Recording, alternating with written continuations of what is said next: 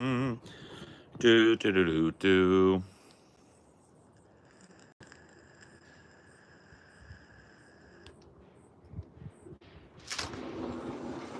I know you wanted them donuts.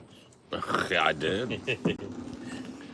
I Now, be careful you I don't. could eat them all. Yeah, But they're careful not you good don't for say me. anything you don't want to say. 'Cause I just started a little stream. Just Oh, warning you. sorry. No, it's okay. I'm just warning. I was warning you before you said anything that you didn't want to say. I get so used to having them on, but I know you're not. So Yeah. just so you know. Okay. Mm.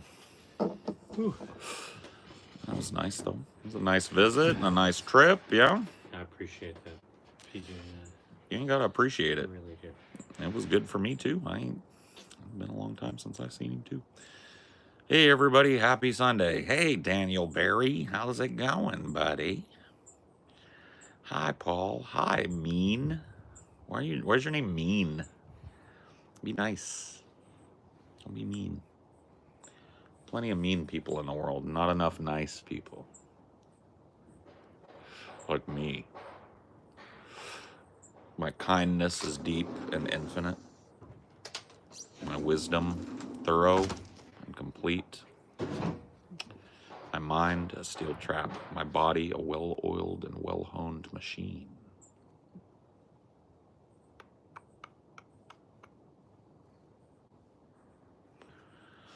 Papa Ego still in the house? Yeah. I don't think he's gonna leave.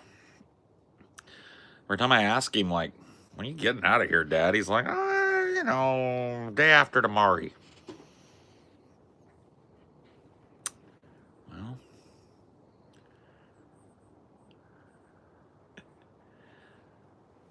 You're getting scratches on the top of your foot already from not having a case. it's not a museum piece, you know. I know. We gotta find something for them. Mm-hmm.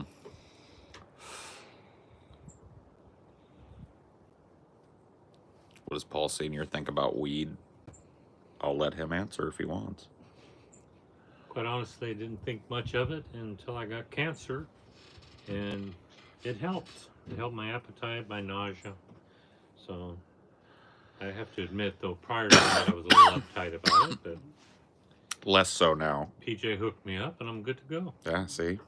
I got him high. Yeah, you should have warned me on the vaping thing, not to tick so much. I did. Yeah. I found the limit of that. I did. I warned you. Little I sips, thought a little Pops. bit helped. A lot would be better. It's true. Love the fact your dad admits when he was wrong about something and his mind changed. Well, yeah. I mean, that's what you do, don't it? Yep, you evolve.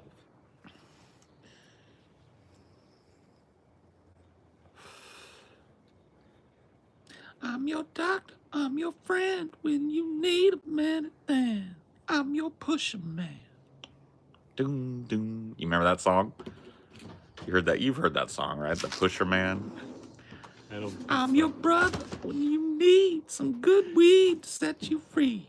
You know me. I'm your friend when you need to get ahead. I'm the Pusher Man. It's an old song. You should know it. Well, my acceptance of pot has not bled over into my taste in music. Oh, yeah. You That weren't. don't sound like a hit to me. You weren't enjoying the reggae. That's pot-inspired music. I've heard that song before, yeah. That reggae was Stir it up. Curtis Mayfield. That's who did Pusher Man. Yeah. And Pop's Ego. Well, that's what you're called now. That's your name. Pop's Ego. Pop's Ego. Paul's Ego and Pop's Ego. Okay. Very cool. You've been named. I'll take it. Yeah, he says he'll take it.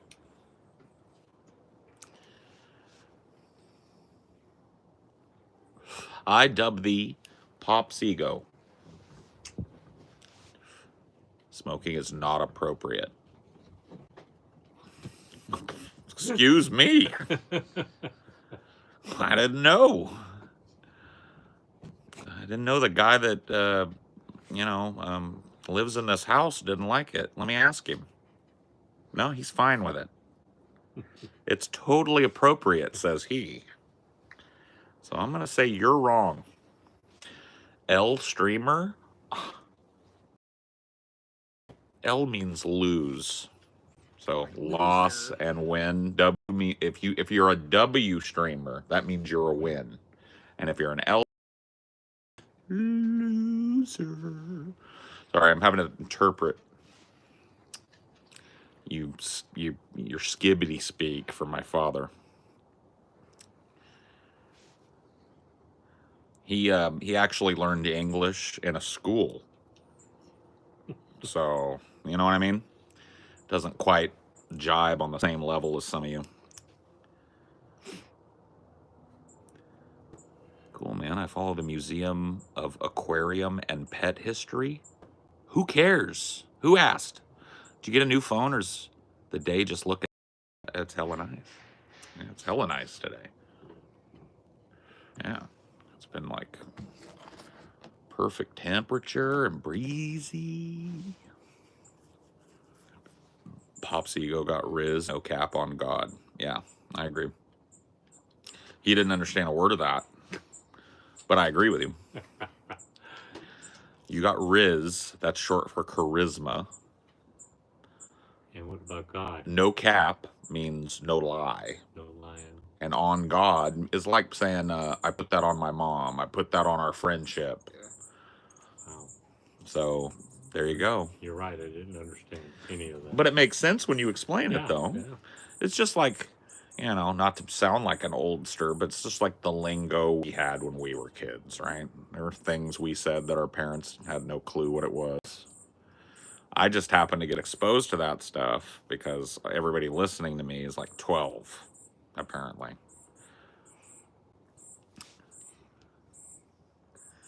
Of all those damn YouTube shorts you watched. And the rap that I listen to, the modern hip hop stuff, they use that stuff. So, you know, I'm hip, is what the kids say. I'm hip to the lingo, if you know what I'm saying. You dig? I ain't no jive turkey, Dad.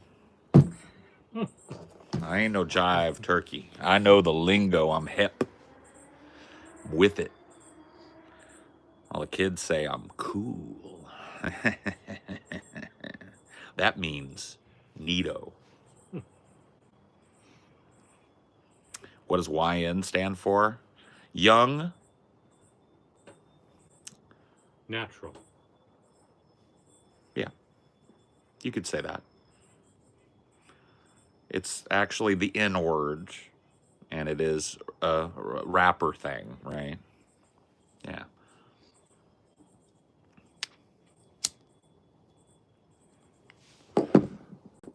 It's a way of like within that culture pointing out a youngster. Oh, look at that YN over there, right? YN's up to no good. YN's out there struggling. YN's out there hustling. I know what it means. See, young and nice. Oh, sorry, I had the wrong idea. Come on, test me some more. Give me lingo. I know it all. I know it all. I'm the hippest cat on YouTube. You did that brain rot gauntlet. Mm-hmm. I know it all. You look like you stand by gas stations asking folks for $5. Should I? Should I? Do you think I'd make out?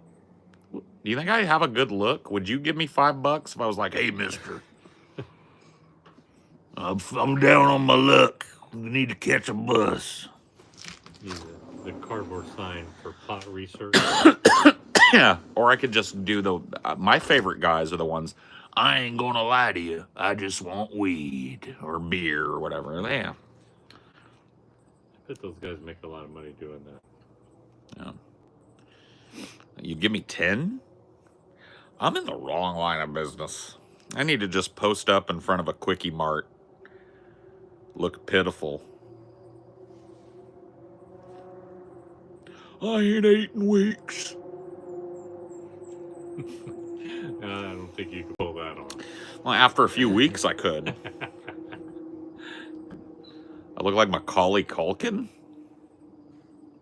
I don't think so. As an adult, yeah, I can see that. Really? Macaulay Culkin still looks like Macaulay Culkin. I've seen him as an adult. He looks exactly like he did when he was a little kid.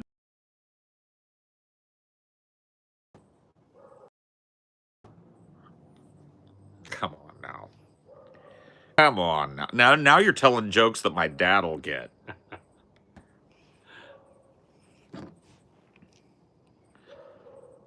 I always get we got way more from in need of weed than out of gas. That's right. One of my mods, Phoebe, lived on the road. Like was a street busker for a while, and yeah, she knows a little bit about it. As far as yeah, in need of weed.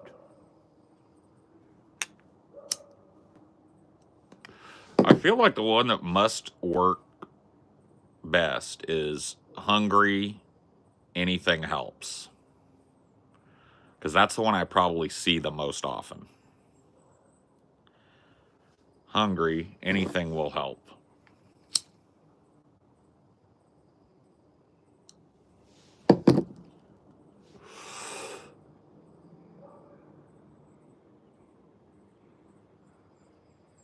Some nice colors coming out in the beard. Is that the sun? I guess. I don't know, man. You guys all seem to think the camera looks really nice. I just think it's a beautiful day out here. You guys are seeing all the pretty colors and stuff. Or maybe I just have gotten hotter over the last 24 hours. Maybe I went to bed gruesome and woke up sexy. What do you think? Maybe so. You're pretty? I'll take it. I was going to get offended, but I'll take it. Fuck you. I am pretty. Absorbing your dad's essence? Yeah. Maybe that's it. Sucking the life out of you to fuel me. Do I go hunting? Nah. I don't like killing things, man. I'm just going to be honest with you. I never did. I'll go fishing and stuff, but I'm a catch and release type of guy. I don't really eat fish, so I'll go fishing. But I don't think I could line up a baby deer and shoot it in the head, or walk up behind a baby seal and club it over the head and strip its blubber off of it. I just feel too bad. Got too much empathy for the little furry woodland creatures of the world to shoot at them.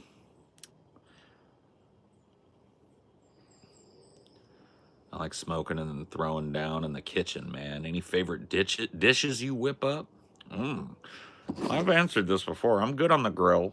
I'm good with meat of any kind. So you get me a barbecue and bring me some meat and I'll make it taste good. That's really my wheelhouse. I make a killer mashed potatoes. What else do I make? I don't know. I ain't got a long list of crap that I'm great at making, but what I'm great at making, I'm great at making. Mashed taters. Can make a killer mac and cheese. Bacon and eggs. Bacon and eggs. I'm decent at breakfast. I can find my way around some pancakes, bacon and eggs. And spaghetti in the pan is my other specialty. Spaghetti casserole for some, right? You make up the spaghetti, you put layers in, then you bake it. It's all bubbly and cheesy. My mom used to make that a lot, so it's one of the things I learned to make from her. Outside of those few things, I'm really not all that gifted as a cook. But I'm a wizard with meat, though. I can do meat on a grill, or I can do meat in an oven or in a pan, depending on what you got. Paul's spaghetti, yeah. Shit on a shingle. I like SOS, man. Dad used to talk about SOS a lot. Served it a lot in the Army. Yeah. And then Mom would make it every once in a while. It's cream chipped beef over toast. And yeah, it's real tasty. It's a white country gravy cooked down with chipped beef, which is like a dehydrated beef that rehydrates in the gravy, obviously. And you put it on a toast and then you just eat it.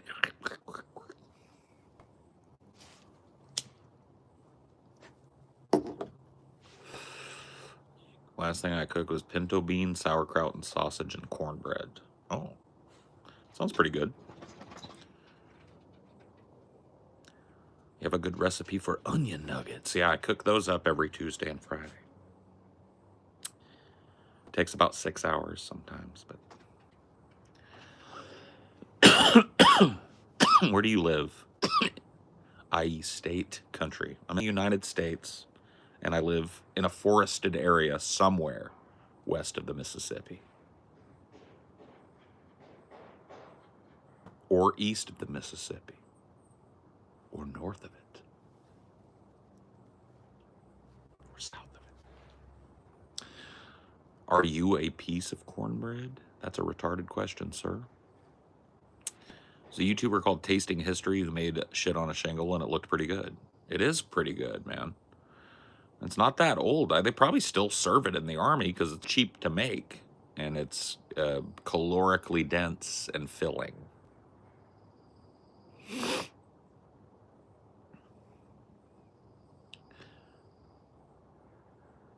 People need to place people in boxes to understand them. Who did that?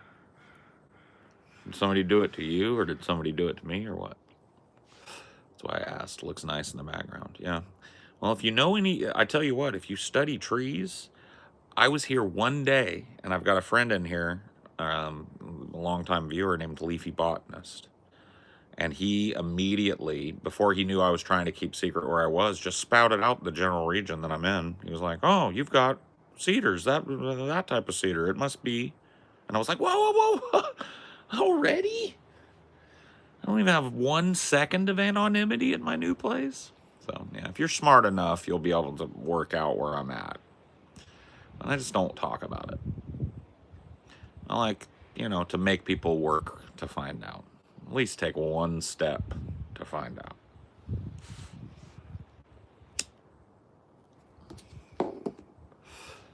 I want my baby back, baby back.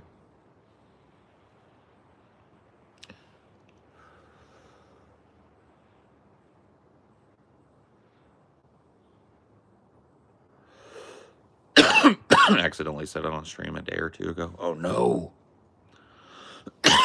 There's only 2 places I could be on the West Coast. Uh-oh.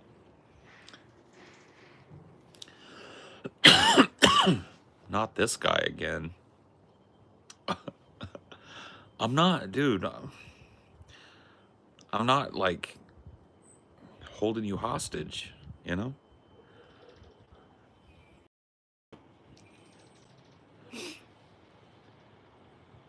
From the mind of Minolta. You remember that commercial at all, Dad? From the minds of Minolta. It was a camera commercial in the 80s. Stuck in my head, and I've never forgotten it. They would do a little camera thing, and then the tagline was, "From the minds of Minolta." Sounds familiar, but I can't say as I remember. Yep. I don't think that company survived. I think they were absorbed by Kodak. We looked into it once because I was obsessed. Sometimes I'll get these little things stuck in my head. Does this happen to you? Like a little blurb or something somebody said 28 years ago. And it'll just get stuck in there, and I'll be thinking about that little phrase all day. Got a weird mind for that. Sometimes a song will torture me.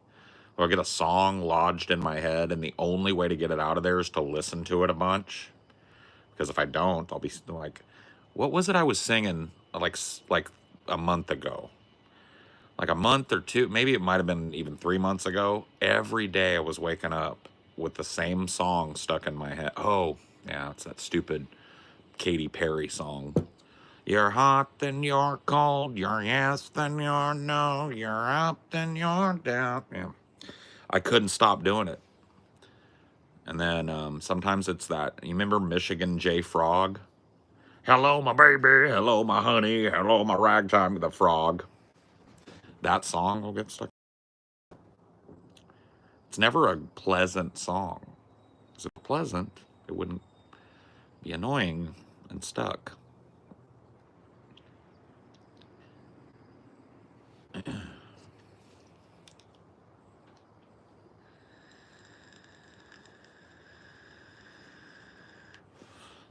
Dad probably doesn't remember any of the cartoons that were cool when I was a kid. Not really. You remember Ninja Turtles, obviously, because Yeah. I was obsessed with Ninja and Turtles. Ninja Turtle. I And have then the movies came out. I have somewhere stashed a board that you painted for me. The Turtles logo on it, that's got our names. You made it for me. Got it stashed somewhere in a box. Katy Perry is more pleasant to look at than to listen to. Yeah. I don't even really like looking at her all that much, I'll be honest with you. She didn't really do it for me, but I've had good songs get stuck in my head, but it equally sucks. I will get a good song, yeah.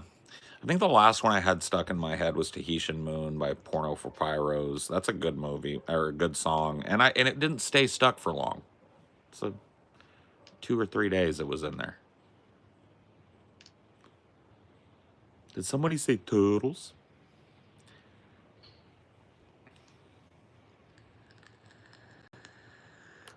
Remember Thundercats? Yeah. Thundercats are on the move. Thundercats are loose. Yeah. Yeah. I was a nerd for all them little cartoons. They were so cool in the 80s, too. So many little action adventure cartoons. It was hard as a kid to not watch them all. GoBots, Transformers, Mask was my favorite. Mask. It's a greatest song ever, too. Most underrated 80s cartoon intro song is Mask. Mask. He-Man was dope, yeah. Watched a lot of He-Man. I don't remember if I was into any other ones. I grew out of cartoons at the pretty appropriate age, I think. It's weird now. That's something that I run into a lot, Daddy, is, you know how, like, when you get, you watch, you do, you know, it's a biblical thing. When I was a child, I did childish things. Now I'm a man, and I put away childish things, that sort of thing. As kids age up, they're not watching Thundercats anymore. They're into this, right? That doesn't happen anymore, Dad. Do you know that? Like, people, there are, like, 30-year-old men who, like, if they're going to make a joke reference, the only thing they've got is, like, SpongeBob. I'm not even kidding. There are grown-ass men that just, like, they still watch the cartoons that they watched when they were kids. Like a self-soothing thing, or Arrested Development. What would you call that? Because it's hard to talk to them. I think we all would choose not to grow up in some way. To turn loose of childish things, I don't think so. I think we need to cling to them. Oh, no, don't say that. They'll never let me rag on them again. Well, okay, let me ask you this. I like that. Do you think it's possible to cling to it too hard? Yeah, you can't let it take over your life. So, like, let's say you're a 35-year-old man who can't make a cultural reference that isn't an animated cartoon that you used to watch when you were a kid. That's a little much. If he's talking to someone that's familiar with that time, then yeah, it may be appropriate. If the topic is SpongeBob SquarePants. But if I were like going, you know, Dad, you know what it reminds me of? It's like that time when SpongeBob and Patrick the starfish, you know, smooched each other in the pineapple under the sea. You know, it's like, if you know, you watch movies and you listen to music as you get older, and the things you thought were cool when you were a kid, you still think they're cool, but you learn about other things that are also cool, and you build on it, you see. I feel like a lot of people got about to 8 and did it right, and then something got stuck. They thought that they were allowed to watch or whatever. I don't know what it is, but like to this day, do you know what a brony is? Oh my Should I even tell him? Because he's better off not knowing. You know what I mean? I was better off not knowing bronies were out there. Do you remember JoJo being into a cartoon as a little girl called My Little Pony? Yeah. And she had all the little pony dolls with the hair that you could brush the mane and tail, right? Yeah. So that cartoon, they rebooted it sometime in like the 2010s. A brony is an adult man who loves that cartoon. Oh my gosh. Yeah. Wears the merchandise for the little purple pony with the rainbow tail.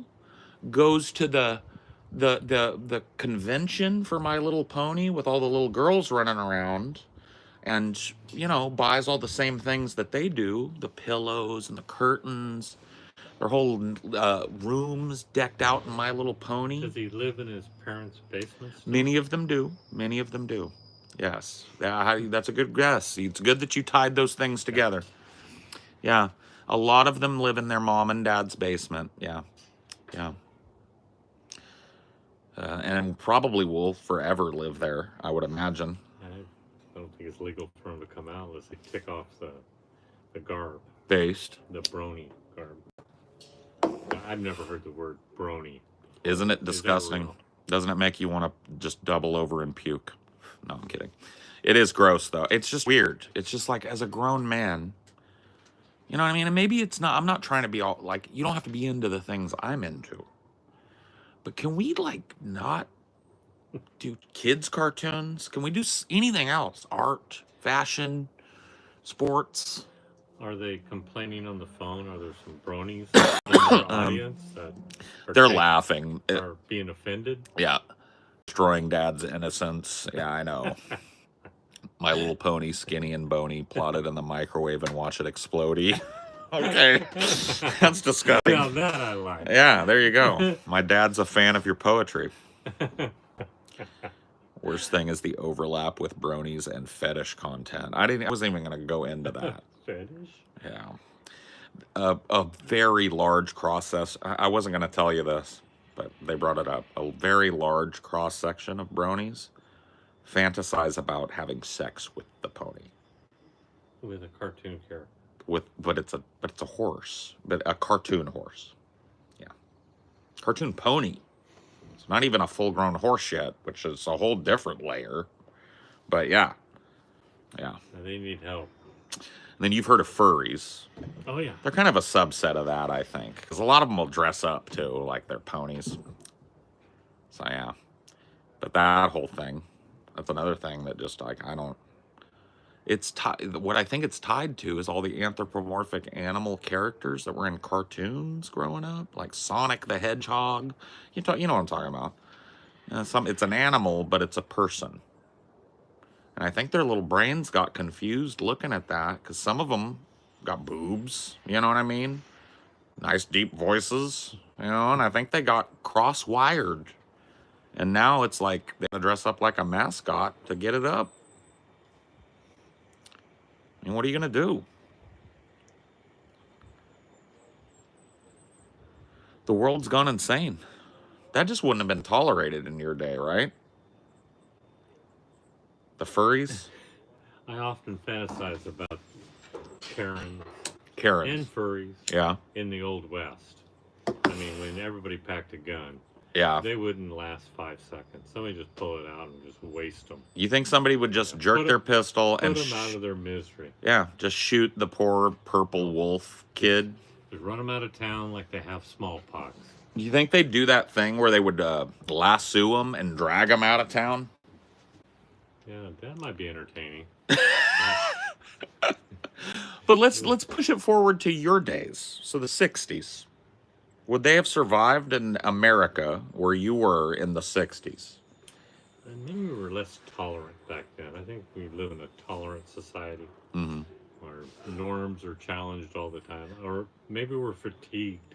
Yeah. We were just wore out being offended. So now we're giving into it.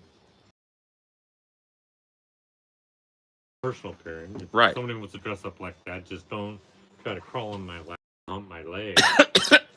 But, beyond that, I think I'm Um, as long as it doesn't hurt anybody, go ahead.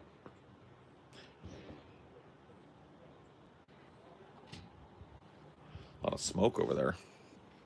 Like, don't set the woods on fire, please. No, I think they're just starting a campfire, a barbecue up. Yeah, no, I'm pretty tolerant in that way too. But I think there's a certain, maybe I'm wrong for this. I'll run it by you, and you're wise. I think that there's a certain amount of bullying that can be positive. Like when a kid gets bullied. Because I think it teaches a kid a couple of things. Number one, there are assholes in the world. Because you can't keep that from kids forever. They're going to learn it as soon as they're around another kid. It's probably going to be a little asshole. So number one, there are assholes in the world. And number two, sometimes you have to deal with them one way or the other, right? And number three, sometimes bullies are right. You know? Like a bully might bully you because you're fat. You probably ought not be fat. Now, it didn't work with me, but that doesn't mean it didn't toughen me up, and I'm not happy it did happen. You see? I think there is a line between being bullied and constructive criticism.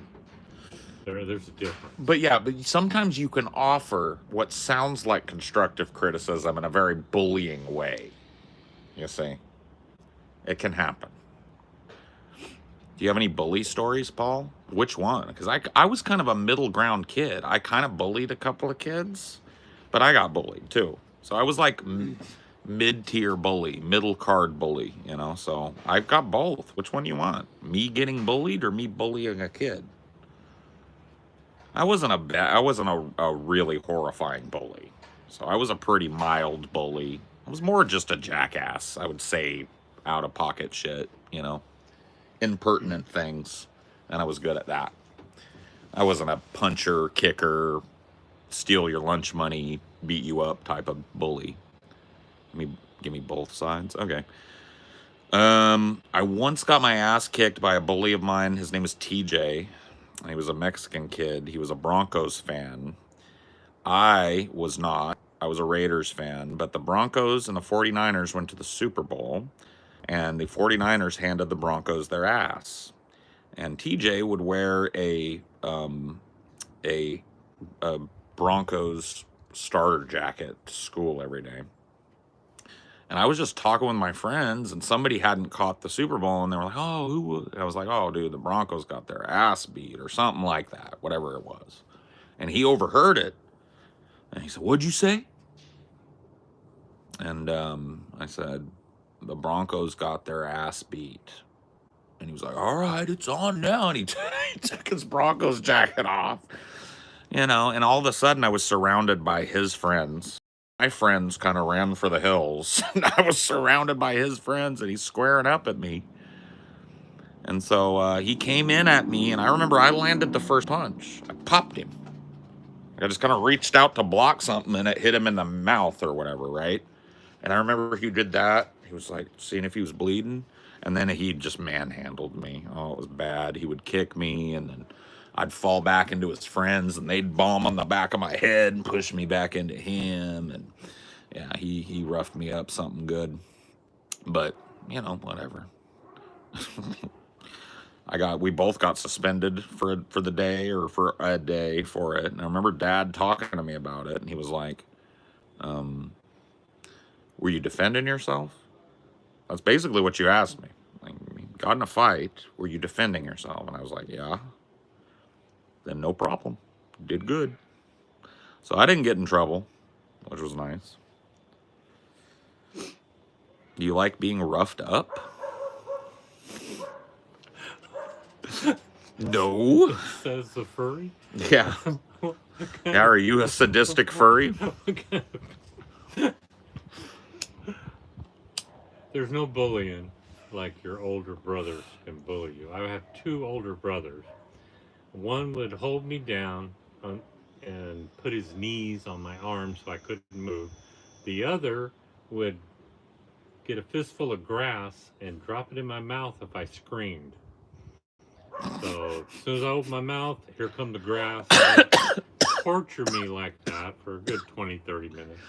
when I run to Mama and rat him out, and Mom finally got tired of hearing that. And she says, Polly, next time that happens, you just grab a stick and defend yourself. So I went and I found a picket off of a fence. And I took that stick and I really took it to heart what she told me. Rather than wait for them to bully me, though, I thought I'd be proactive, and I hunted Donald down, and I come up behind him and I held that picket up, and he had fear in his eyes. I smelled it. And I swacked him with that, and he squalled like a scalded hog and ran like a big sissy. And I looked at that picket like it was magic. Yeah. It was like a magic stick. Might makes right. You'd And learned. My oldest brother, Sid, was next.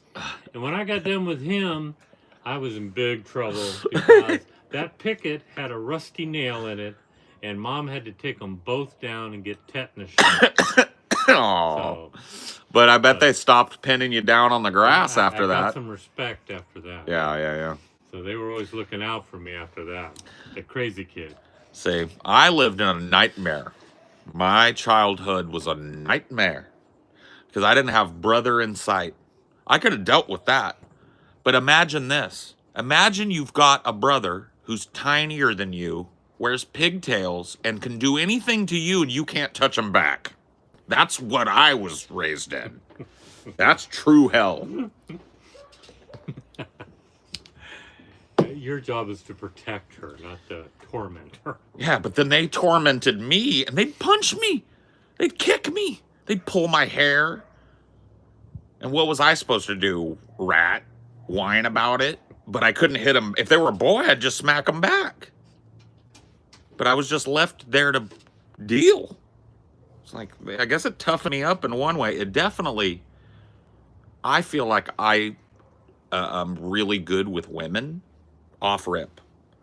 Like when I meet a woman, not even romantically speaking, just like in a personal, professional situation, I feel like I'm better at getting in with women than I am men.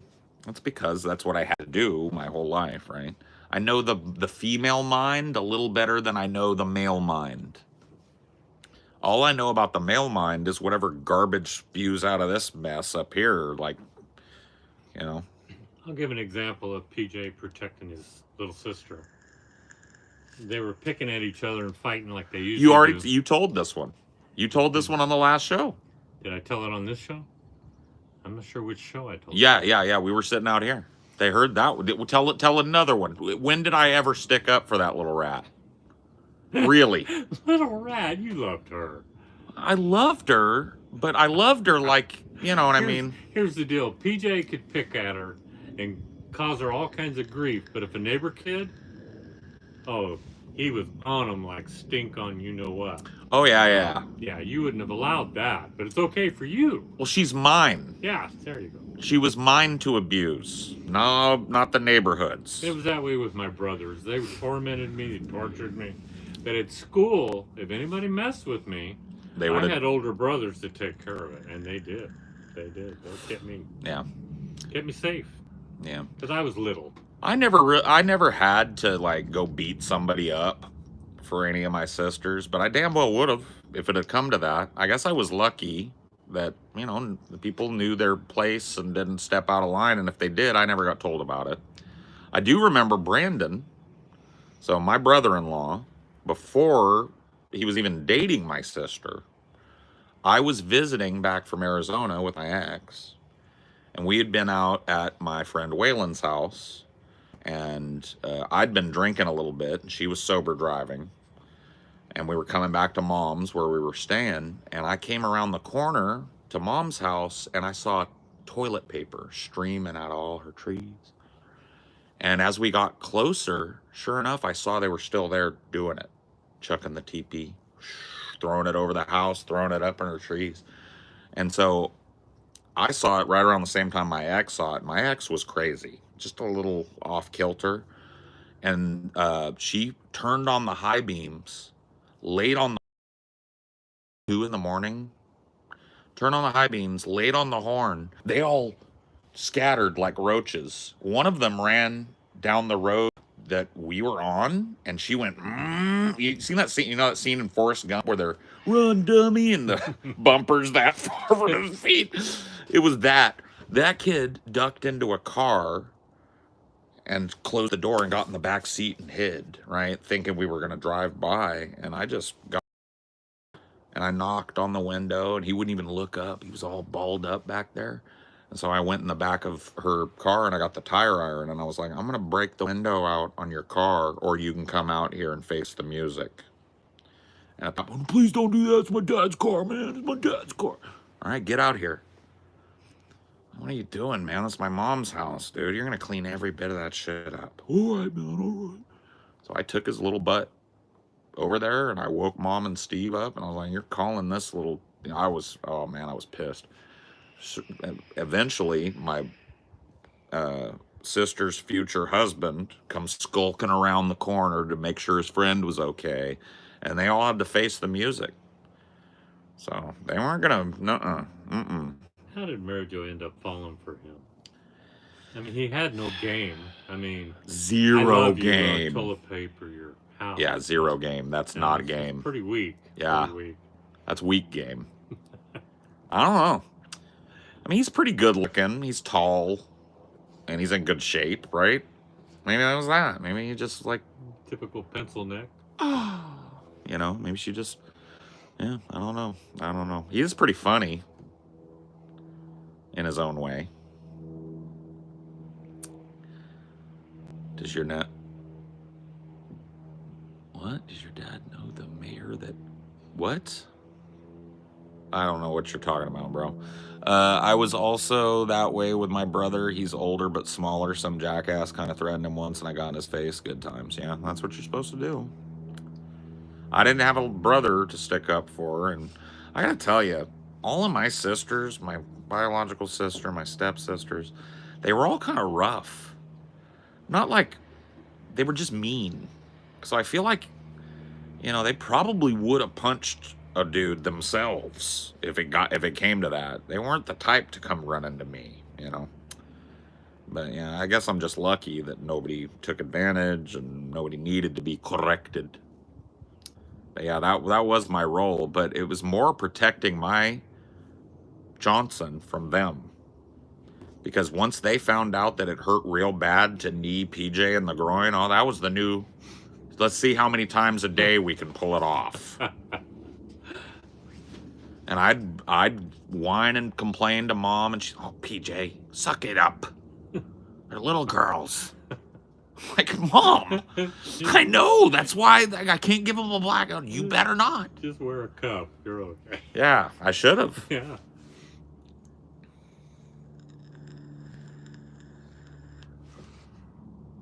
Kick me right in the ding-dang, man. The mommy daddy button, just hard, man.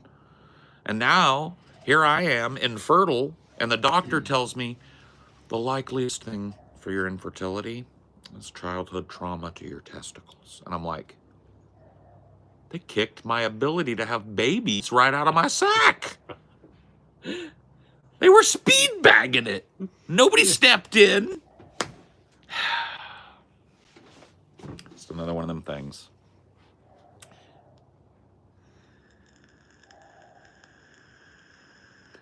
So yeah, it was pretty torturous as a boy. I had a meltdown one time. We were playing the game of life. You remember that board game? We must have been really bored because we went and got a board game. And they were like, PJ, come play with us. And I was like, I don't want to play. You know, I was older. I was a teenager. Come on. And I was like, all right, I'll play with you guys. But you better not cheat. I'm not in the mood. Sat down, start playing. The youngest one, my youngest stepsister, she thinks I'm not looking, and she takes her piece and moves it like 5 spaces. It's not even her turn. And I was like, hey. I moved it back. I was like, I told you, I'm not here to mess around. If you guys want to cheat, look, watch. I win. There you go. No. I want to play the game. Okay, PJ. A couple minutes later, I catch another one cheating. Right? Listen to me. I am dead serious. I am not Gonna play. Next one of you cheats. Of course, the last one to cheat's JoJo. I catch her. She's the most dangerous of them all. By the way, I just knew that. The most deadly. She immediately goes, "You're such a pussy, TJ or PJ. Nobody is cheating. You're just a sore loser." And I was like, "Shut up. You're the loser. Shut up," or whatever. You sounded like her. I know. Oh, that's hilarious. I know. And she reared back and just smacked me in the face. Plop! And I was filled with such rage that I reared back and ran to my room in tears and bawled. Oh, man. Because I couldn't hit them. I wanted to kill them all.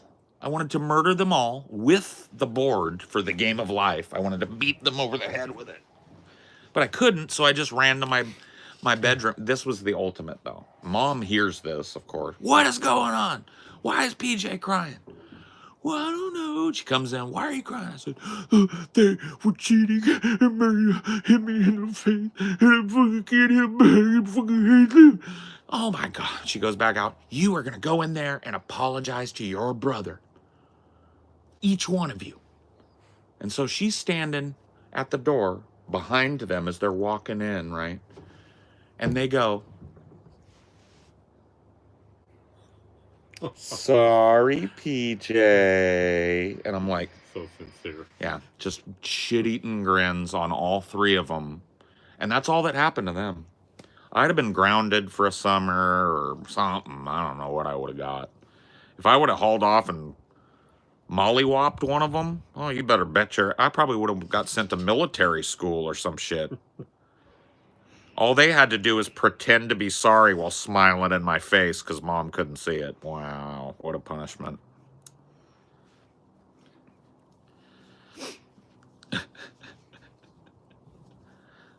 I bet that taught you to have some real venom to your words.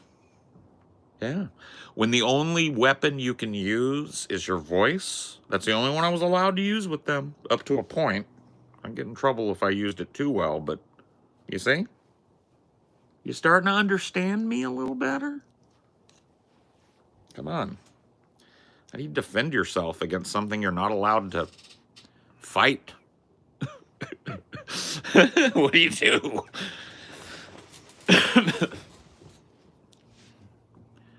You were like 16. I was probably like, yeah, I was probably like 14, 15, 16. It was last year. Yeah, I was probably like 44-ish.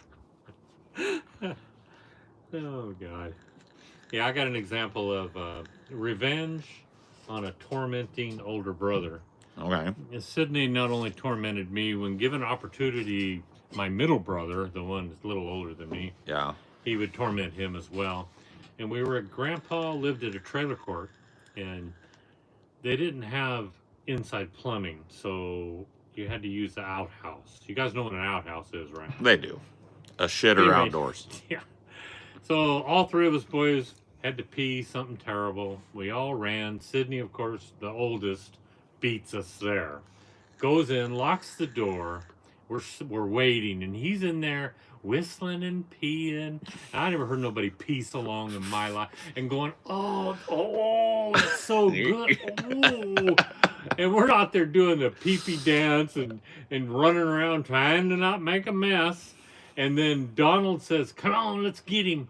So he got on one side of the outhouse, I got on the other, and Donald pushed it toward me, and then I'd push it back. We got that thing rocking, and it got right up on the corner, and Sydney come busting out of that door. He kicked the door open, and zipping his fly up, he caught the better part of his scrotum, and he zipped completely over it. He got the And beams he was above the frank? Screaming and crying. We forgot we even had to pee and ran in behind him. He ran all the way to the house, and Mom took one look at that, and nobody knew what to do. Not a soul. So she's get in the car. We're going to the emergency room. They took the emergency room with half his little wanker zipped up in the... And All the doctor did is unravel the zipper. You know, if you tear it apart at the bottom, it'll come unravel. Yeah, I mean, like, yes, real big surgery.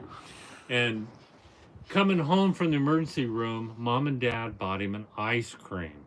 And we were jealous and angry over that. yeah. I mean, So that's how much remorse we well, had. you should all went and zipped your own peckers up in your own pants. Got your own ass. That's the last time he tormented us when we had to pee.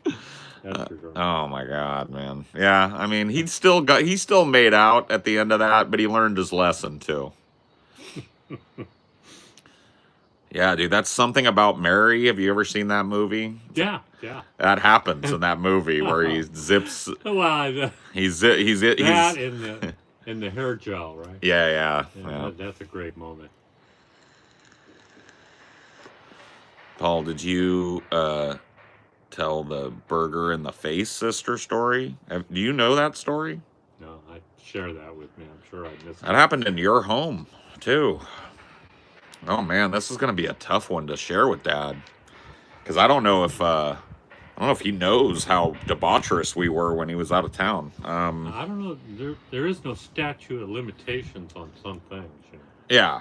Well, So if Mary Jo wants to sue me for assault, she can sue me. Okay.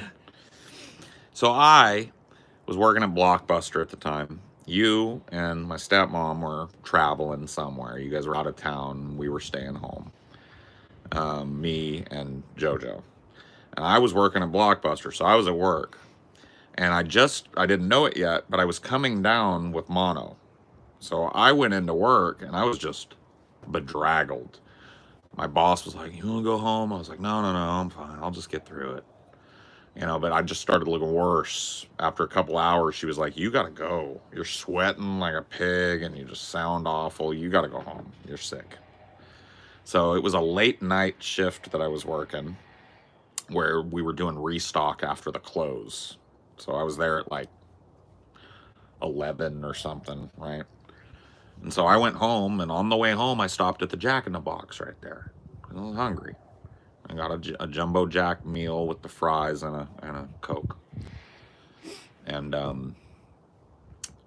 I went home, and I felt like it's not a very long drive from there to where we were living, but I felt like I got sicker from Jack in the Box to home.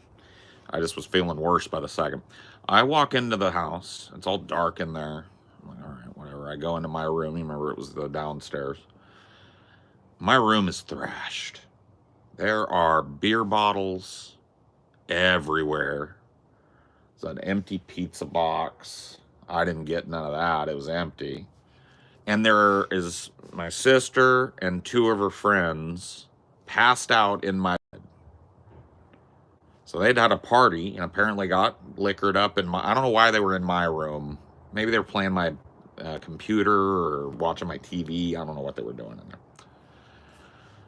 And normally, because I'm a good brother, I probably would have just been like, whatever, I'll pass out on the couch and make them clean it up in the morning. But I was so sick. All I wanted was to eat my jumbo Jack, you see, and go to bed. So I woke them up. I woke up my sister, and I was like, hey, you gotta go. You gotta go. And this just goes to show you how different my sister used to be. She sat up, bolt upright in the bed, and she said, "Fuck you." My angel of a daughter.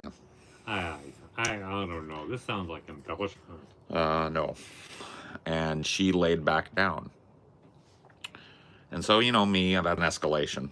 So I shook her again, and I said, "Look, I'm going to go out on the front lawn, and I'm going to sit by my car, and I'm going to eat my jumbo Jack. And by the time it's done, you are going to have these two little bitches gathered up and taken up to your room." She said, "What?" And I just left. I went out. I told her what it was, and I went out on the front yard, right? I sat down. I unwrapped my burger. I was hungry and worn out and just done. Unwrap my burger, right? Set it down. Get my fries. Rumbling going on in there, and I think, good, they're getting their asses out of my room going upstairs. Well, my sister comes barging out. Remember, it's probably like 11:30, so in that old neighborhood, barging out the front door in her pajamas. What did you call my friends? Now I'm sitting crisscross applesauce on the lawn with my burger, right? And I was pissed because I felt like I didn't deserve this abuse. And so I said, I called them a couple dumb bitches. And she said, oh, really? And I said, yeah. And I was looking at my burger. She walked over to me and did the game of life. Reared back and just whole hog slapped me. You don't talk. And I didn't even hear what she was saying because she turned into Charlie Brown's teacher at that point. Wah, wah, wah. Womp, womp, womp, womp, womp, right? And I'm, once again, I'm faced with the conundrum. Because if that was a man, we'd be at it, But it's my little sister. Disgusting, evil, and bratty as she was, I couldn't kill her. And I looked right down at my hand, and it was like a revelation. There was the burger. The burger. And I just did the calculus in my head, and I was like, do I want to? So I raised it up, and it was perfect, Daddy. It was like you couldn't have scripted it better. The top bun falls off as I turn my hand, right? Exposing the pickles and the cheese and the grease and the onions, right? So it's just like it was meant to happen, the top bun. And she's in the middle of talking, and you know how teenage girls are. Eyes closed, neck rolling, pointing at me. She doesn't even know what's about to happen. And I just served her the burger, right? It went, meat went in her nose. The cheese was in her hair, and I shit you not, there was a tomato on it. I heard this after I served her the burger the hard way. I heard that after it, that tomato had hit with such force that it stuck to the side of my car. Flew past, And she stood there flabbergasted. She was no longer screaming, wagging her finger. She was cheese, mayo, mustard. I went, sat down, grabbed my fries, took a big sip of my Coke. By the time I looked up, it was gone. And I was ready to face the music. I was like, she's gonna go in there and call the cops, accuse me of assault. Nah, she's underage drinking. She can't really do that. I don't know what's gonna happen, but whatever. Finished up my fries, finished up my Coke. I went back inside. Daddy, it was like they'd hired a hotel maid to do turn down service in that room. I went in there, every bottle was gone. The bed had been neatly folded, and all three girls were upstairs. So you tell me that violence doesn't solve problems. Respect the burger. That was a beautiful moment for me because it was really the only time I think I ever struck one of my sisters, and it was with another implement. So I don't,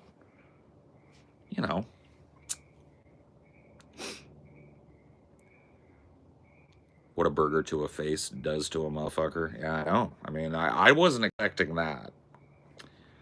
But yeah, it was turned down service. A little mint on my pillow. Towel at the foot of the bed, folded like a swan.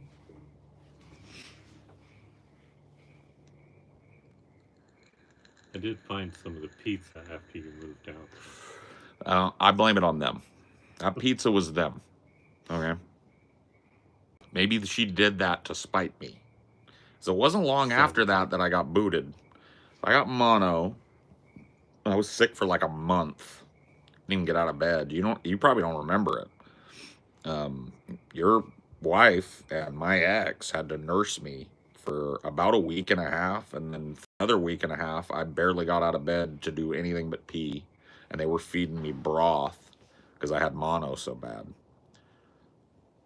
So, and then after that, I went back to work for, I think it was another couple weeks before you found out that I wasn't going to school. And I ran away from home and went and lived with Delilah and her mom for about a week.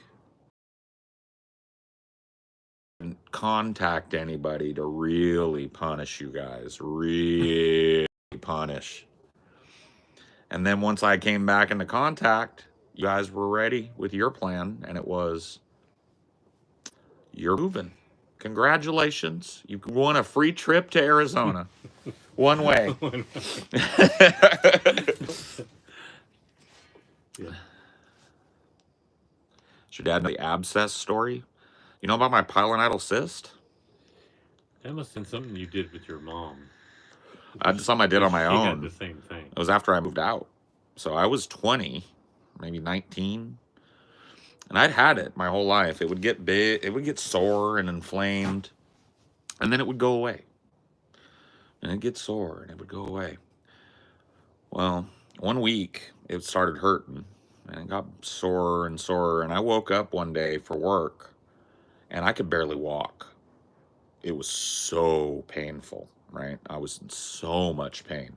I got myself up and I was like, I'm gonna have to do something about this. Went to work, came home, and it hurt all day. It was just like, I could barely keep my hands off it because it was, I mean, you can't be back there touching it, but it's just like I wanted to see like what is going on. And so I got in the shower as soon as I got home, stripped off, got in the shower, and I reached back there, and I'm feeling, and I can feel it swollen. You know, I can feel it's tender. And all of a sudden, as I'm feeling of it, my finger slips into something. And it wasn't my butthole, by the way. I know what you're thinking. And I was like, what was that? And so I get out of the shower, and I had this mirror in that apartment. It was a big mirror and a low sink. So I kind of put my butt cheek up on the sink and looked over my shoulder so I could see in the mirror what was doing back there. And it looked like the devil's eye. It was black. It was a hole. It was a big purplish red mound right above my tailbone and a black hole in the middle of it, right? And so I reached back and I just kind of like pushed at the perimeter of it to see if anything would come out. What came out was straight death. Black. Infected material. So it was an infected abscess to the point where it was like, dude, for something to come out of your body and be black, and it smelled like death. And so I kept pushing, and it just kept coming. It was like a pint of this shit came out of me into the sink. I thought I was dying. I rushed to the doctor, right? Went in. They worked me in. They took one look at it, sent me to the ER. They looked at it, sent me immediately to emergency surgery. And the dude that did it, he talked to me post-op, and he said, you know, I specialize in pilonidal cystectomies. I can't remember how many, but he'd done 1 million of them. And he said, yours is the worst one I've ever had. He said it was so huge. So your recovery is going to be long. You're going to have about a 2 to 3 month recovery before you're all back. And I was like, what did you do? Dad, there was a hole in my body that big, completely empty, because what they do is they dig out all that abscess and all the infection, and then they cauterize everything on the outside and they let it heal from the inside out. So they leave it open. They didn't stitch it up? No, they can't, because they would just make another abscess. So it has to heal. In order to do that, you have to pack a bunch of gauze into it every day. Oh, gross. Pull it out 3 times a day and change it because it's all soaked with pus and blood. And I couldn't walk. So I slept on they gave me the strongest opioids I've ever had in my life. I think it was oxycodone or something. Real strong horse pills. And I would take one of those and I'd be on planet Zordon X all day. I'd come in and out of consciousness. I'd wake up. I'd watch a little TV. I'd, tenderly get myself up and waddle over and pee. Go back to the bed. My girlfriend, bless her, helped take care of that and nursed me back to health through that, because I don't know what I would have done. I wouldn't have been able to do it myself. Who's the girlfriend?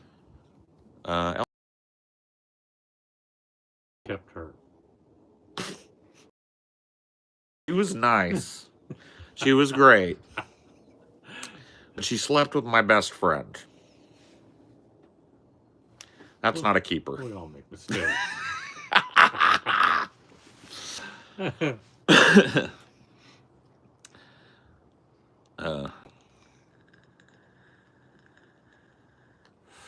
Yeah, it's real. Yeah, that was nasty, man. That was crazy.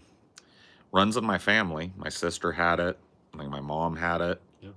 And a couple of my aunts have it, and cousins on her side. It's just a family curse.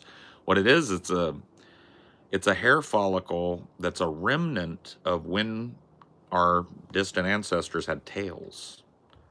So it's a different type of hair that tries to grow, and one follicle that's right where that tail would have come out of your tailbone, and it has nowhere to go, so it grows into the meat of your body and creates an infected abscess there.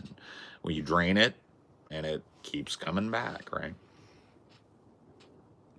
Tell them the story about the mansion and Buffy. I know I've told Dad that story. The party I went to that turned into an S&M crazy. I know I've told it to you because it's one of my most well-worn stories, but you probably don't remember. He doesn't need to hear that. He doesn't need to hear the vampire mansion sex party story, okay? Listen, there's certain things. No, I don't got no compunctions in telling him. I just don't want to tell the whole goddamn story again. I'm bored of that story to death. That's your best story. That's why I'm bored of it, because it's the one that people request that I tell more than any other story, and I've told it 10 billion fucking times. I told him about the Wheel of Torture. Yeah, he was not aware, but now he knows that I've done that. Yeah. Well,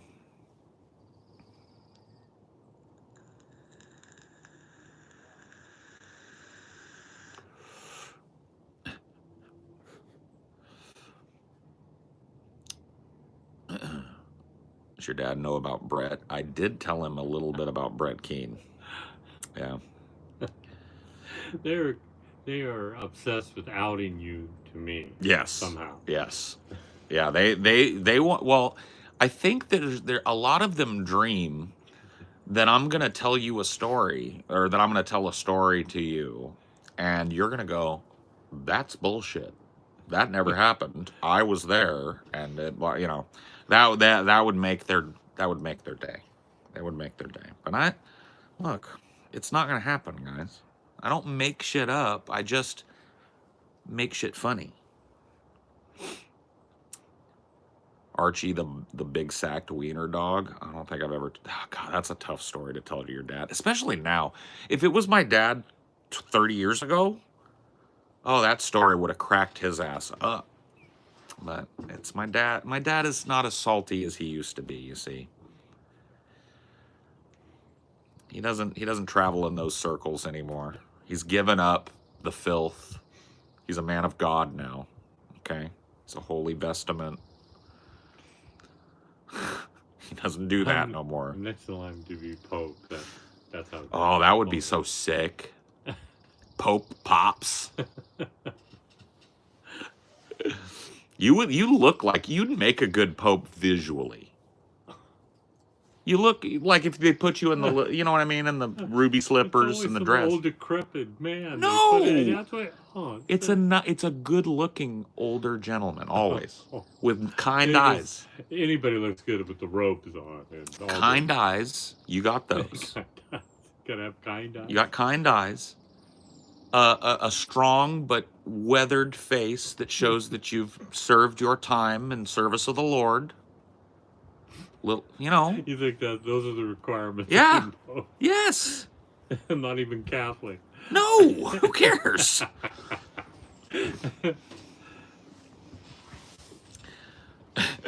Santa filing a union grievance. Yeah.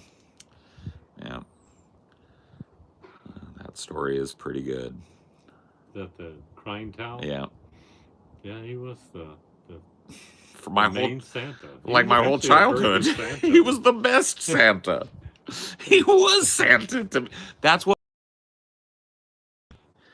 because I didn't know quite yet that Santa wasn't real, right? At that age, when I was going to those meetings, I was like 7, 8, something like that, you know? So I thought Santa might still be a thing. And I'd seen him a bunch of times, and I knew that that was him. So I was confused. I thought you were the boss of Santa, or that Santa, I did. I thought Santa Claus had a grievance. Because he had the beard. The whole beard, he looked just like him. He wore suspenders. You remember he wore suspenders? He was natural. Yeah. You remember he wore suspenders to keep his pants up around his big gut? Yeah. I thought he was Santa. It was crazy. Was your dad the one who drank a quart of clam chowder? No, that's Sid. That's my Uncle Sid. That was last year in Pismo. Yeah, last year in Pismo Beach. I can verify that story. We were ordering, and they got the little cup set out, and it's small, medium, large, and then the pint or the quart. And he was like, we were going around. I was like, Daddy, what do you want? He's like, give me a regular. We all got a regular bread bowl or whatever we got, right? And I went to Uncle Sid. What are you getting, Uncle Sid? He said, give me the quart. The quart? I mean, that's a lot of soup. And they even double checked me when I ordered it. They were like, you want a quart? He wants a quart. And I thought, there is no way, because if you saw my Uncle Sid, he's a skinny guy. You know what I mean? He don't look like he packs it away. And I'm telling you, I couldn't even finish the regular one that I got. I pushed the bread bowl away about half done. I was full. And Sid sat, it took him forever. Yeah. We sat there for about 30 minutes, 45 minutes. And he didn't say a word. He just, and I'll shit you not, it was dead empty. He ate it was like he licked it, and they could have reserved it. They could have put it right back on the rack. He ate every bit. All the best competitive eaters are skinny. That's true. That is true. Yeah. People think that fatness means you can eat more than other people, but that's not always the case. Yeah. Kobayashi, he's the Japanese guy, a little Japanese guy, and he wins the hot dog competition every year. That is true. There have been some big fat competitive eaters, though. But Uncle Sid equals Stinkworm? No. No. You're blending stories here. No. Beware the giant worm, right? Yeah. They just shorten it to say Stinkworm. Well, they started that. Talking about? When I told that story, they started calling him Uncle Stinkworm for whatever reason. And he wasn't even a real uncle. He was an adopted uncle. I know, a friend from work. They were all uncles to me, you know.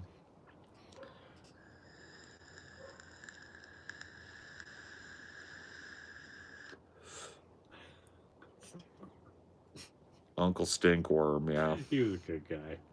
Oh, I loved him, but he terrified me because every time he would see me, he had this thing with me.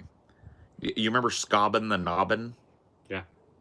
Yeah. Because if I saw him come in, I'd hightail it. I went into my room and waited until he'd been around a while and forgot. Because he'd come in like a laser-guided missile looking for me. He was a big guy. Oh, he was huge. He was mammoth. Sasquatch. Yeah. He's just burly and mean looking. And he would come up behind me and go, Scobbin the Nobbin. And he would take that big moose knuckle of his and cram it into my brain and scramble it around. You know, and I'm like, Uncle Stinkworm, no!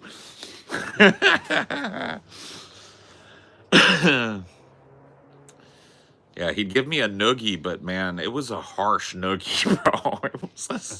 He was trying to take a layer of skin and some hair, you know. Yeah. Uncle Stinkworm created the dent. Maybe that's where the dent comes from. Maybe it ain't my headphones. No, he was a hoot. Yeah, that was a thing growing up in that environment with all those men and women around. I thought they were all my family.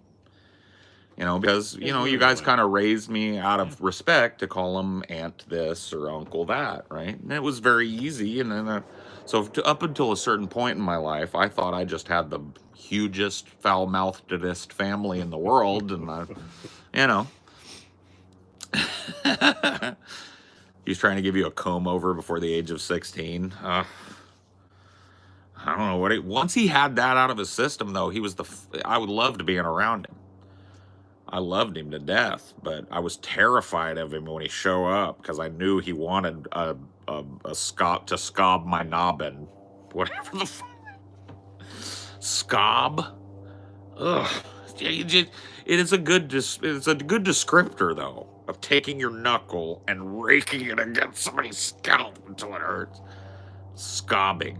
Ugh. Scobbing the stinkworm. Yeah. It was his finger. Let's hope it wasn't. I couldn't see him. That I would have couldn't been see. totally inappropriate. Yeah, I don't think you guys would have let that happen. It sounds nasty. It does, scobbing. I don't know, man. You got some sick people on your show. You have It's true. affected these poor people. I know. That is a sick truth. Is like sometimes, because I've been doing this 10 years. Some of them will tell me, "Oh, Paul, I've been watching you since I was 14, bro." And I'm like, "Oh, you poor bastard." There's no cure for it. You must be a mess. Oh, God. Oh, what have I created? What have I done? A lobotomy is the only way to get it fixed. Yeah.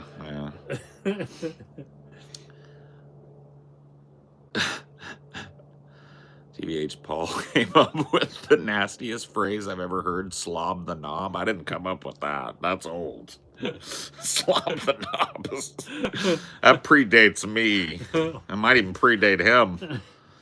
I can't claim that one. No, I just used it appropriately. Well, tell me, is this feed going to be on YouTube? Yeah. Oh, yeah? These stay up. My churchy friends can hear it? If you want me to put them private, I'll do that. But I don't think your churchy friends are watching me. They probably don't hang out on your channel. No. Okay. I know that my sister and brother-in-law know not a single thing about what I do. Probably by the time I go home, there'll be an exorcism waiting for me. After having listened to it and passed it all around in all the chat groups. I am now part of your yearly dose. You need your yearly dose of filth. Yeah. Of filth, yeah. Obscenity, grotesquerie, and filth. You come down here, you stay with me till you can't stand no more, and then you're stocked up. You don't have to do it the rest of the year. Oh, from under the cheese from down under. You remember that story? Yes. Oh God, man! You told me and my friends what famunda was, and we started saying famunda is the cheese from down under, and my sisters were all cheerleaders.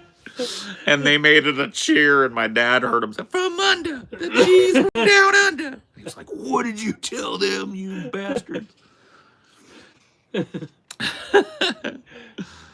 Oh, man, that's horrible. From under cheese. Oh. I think that was a Dean source, my best friend. That had to be a Dean, yeah. Uncle Dean. I thought he was an uncle, too. That was a big loss to the world when he passed. Yeah, Uncle Dean was a character. He passed during COVID. Yeah. I miss him dearly. Yeah, he was a real character, that one. I'd say he taught me one thing. I think if you got good friends, let them know you love them. Because when they're gone, you're going to wish you had. Yeah. He's a good guy. Yeah, he was always fun to be around. I remember it was kind of a trip going over to his house because you would take me over there because I loved him too. We'd go visit together, and he would you remember how he would bombard us? He would have the Tucker Carlson book and the Ann Coulter book sitting out on his coffee table waiting for us. He would he got so into them politics in the early 2000s. You just couldn't hardly talk to him about nothing else for a while there, at least. But he was a Raider fan. Oh, he's the reason why I'm a Raider fan. He had all the memorabilia. He would not have let me in his house if I was a fan of some other. He told me that. No, he put a bandana on me when I was a newborn. Mom has a picture of me fresh out with a Raiders bandana on, so I had no choice. I was inducted.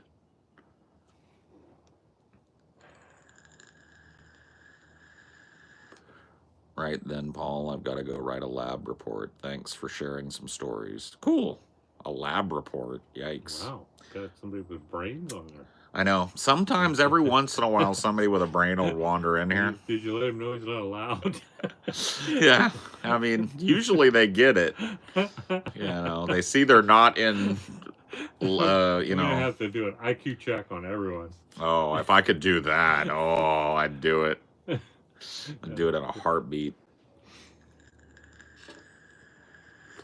I'd do it at a New York minute.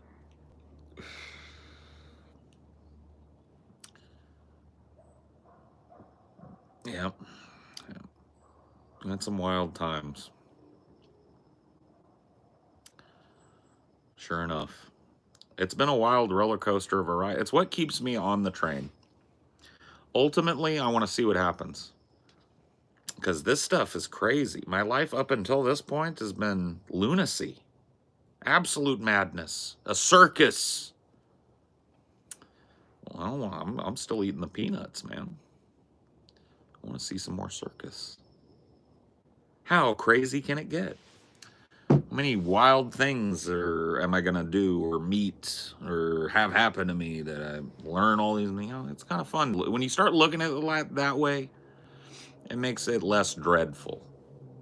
That's, for me, I spent a lot of years, sadly, of my youth, dreading my own death. And that was a big source of my anxiety problem, or at least that's how it manifested in me, was I would just sit, oh, you're gonna have a heart attack. You're gonna have a heart attack. You got cancer. You got a heart attack, cancer, heart attack, cancer. And you go to the doctor, they're gonna tell you. They're gonna give you the diagnosis. You're fucked. Your liver's dead. You know, every little thing, I was like hypochondriac, basically. But it terminated in me dying early and bad. And I've changed. In the last 3-4 years of my life, I've really changed that about myself. I think that is something, if I had to point my finger, Mom gave it to me. Because she is like, maybe she's not that way no more, but for a long time, she was like the funeral orator of the family. She like, death. When I die, Peaches, you're going to have to do my makeup. It's like, Mama, I'm not going to do your makeup. They have people that do that. I wouldn't know how. PJ, you know how I look, and that person down there don't know how I look. You will do my makeup. I'm like, oh. Can we talk about this maybe in like 80 years or something when it's pertinent? Nope. I want you to know, PJ, when I die, and I know why that is. My mom lost her parents at a very young age, and it was horrible for her. She wants to prep me for her death, and I think what she doesn't realize is there's nothing you can do. There is no such thing as prepping for somebody that you love to pass. There's nothing she can do. It's going to suck. It's going to be horrible for me, no matter how easy she tries to make it, no matter how much she talks about it. But I think there's a part of her, too, that's how she works through her anxiety about it, is she talks about it. She makes it a topic. You know, but I don't think that way anymore. I don't. I'll die when I die. It might be today, it might be tomorrow, it might be 100 years from now. I don't know what's going to happen, but till then, whee, you know, put your hands up on the roller coaster and enjoy it a little bit. My buddy Dean, before he passed, of course, he said he had one request: to be buried face down in a coffin so everyone could kiss his ass. Yeah.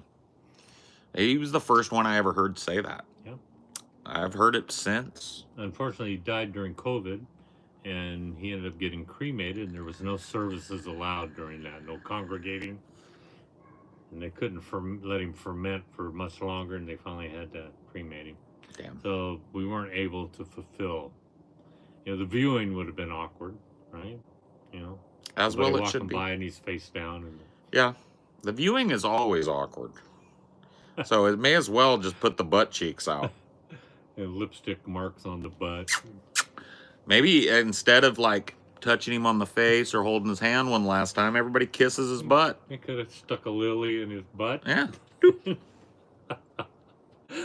Plant an acorn in there in a tree. I have to say, all that humor, he would have... Oh, he'd be dying over here again. He'd be dying a second time. He knew every bad dad joke there was, every fart joke. Every filthy joke. And he could just spew them. Yeah. And he was relentless teasing PJ. You'd hop in the back seat and, I get laid, PJ. He'd try to get him to say, of course, PJ lies. Oh, yeah. He's like, oh, yeah, right. Yeah. And then off he'd go. It'd be hilarious. Yeah. Oh, he was great. I loved Uncle Dean.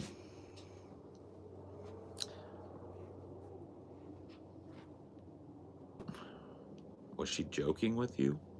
About what? Who? Your mom? Oh. About putting her makeup on? No. I used to be married to her. I think she would say that. Yeah. You will vouch that that's something that sounds like it came out of her, right? Yeah. Yeah. Yeah. Peaches, you're going to have to do my... And then she went through this phase, and I'm glad she outgrew this. Oh. Now, I think she just wants a nice traditional Christian funeral. But she went through a whole phase, it was like 10 years, where she'd tie one on, she'd pull me aside, she'd say, PJ, when I die, I want a wake. I was like, a wake? Like an Irish? You want your body laid out on the table here? Nope. I want it right here in the chair next to the speaker. And I want you to play all my favorite songs. I want everybody to party. And I was like, Mama, nobody is going to want to party with your corpse sitting in a chair. That's weird. I don't care if it's weird. That's what I want. Well, all right, Mama. See what I can do. I don't even know if that's legal. You drink around a corpse? I don't know. There's got to be a law. Hopefully. Now, I think the last time she gave me the dirge, when I die, PJ, it was pretty normal. She wants to be buried and all that. So I'm all right with it now. I'm good with that. Because she found Jesus. Right, because now I don't think she ever, she was a Christian before, but now she's a practicing Christian. Church going, Bible believing and all of that, right? So she wants the traditional now. She doesn't want somebody to... Doesn't want the heathen treatment. She wants... She wanted an ice chest next to her body with her favorite beer in it that nobody else could touch. She had a whole list. And she wouldn't just do it to me. She'd pull aside the whole family, cousins, uncles. How would you pull it off logistically?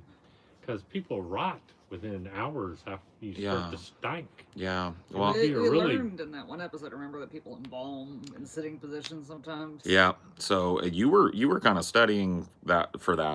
You got your... Yeah, she was going to be... Mortician? Yep. Yep. And, yeah. Oh, my. Yeah. And I think they probably would embalm her first to preserve, and then give us her corpse, and we'd set her up in the chair and rock till the clock stopped. I don't know what happens. I don't know what happens then. But yeah, her mind has changed several times about all that, and I'm glad that it's ended up where it is. I'm hoping it stays there. There was after she went skydiving, And that was such an experience for her that after she skydived, she told me that she wanted her body to be strapped to a person and to skydive with it. And she told me that's what she wanted. She wanted to skydive to her funeral and then be placed in the box. And I was like, that is never going to happen, Mama. I think that's probably the craziest thing you've ever said to me. I am not strapping your body to another human being and throwing it out of a plane, okay? I won't do it. There are certain, I draw the line. Well, I'll just have it taken care of then if you ain't gonna help me. You can come if you want to.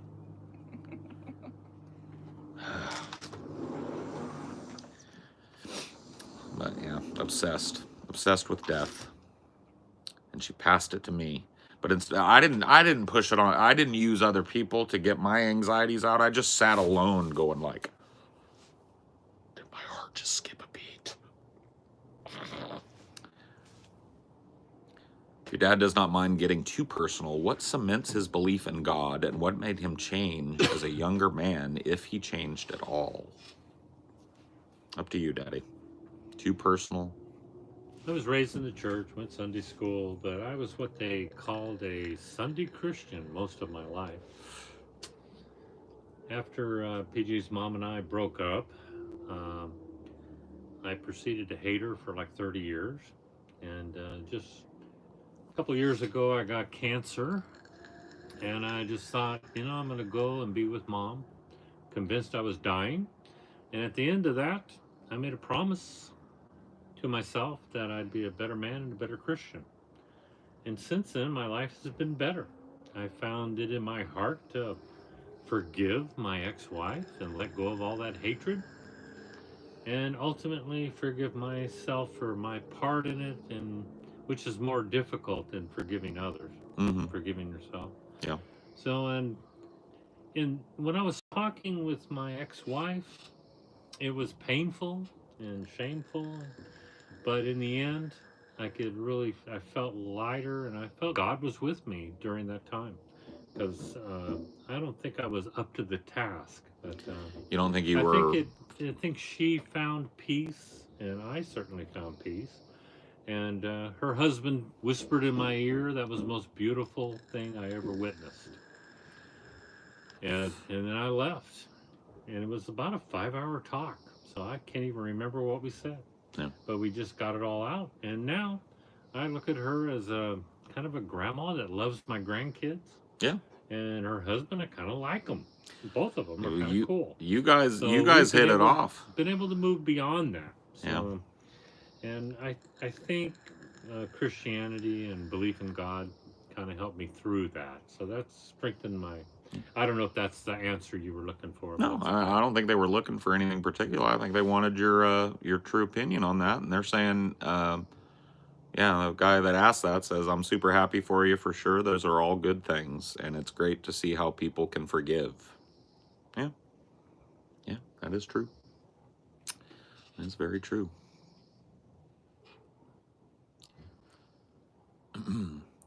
Yeah.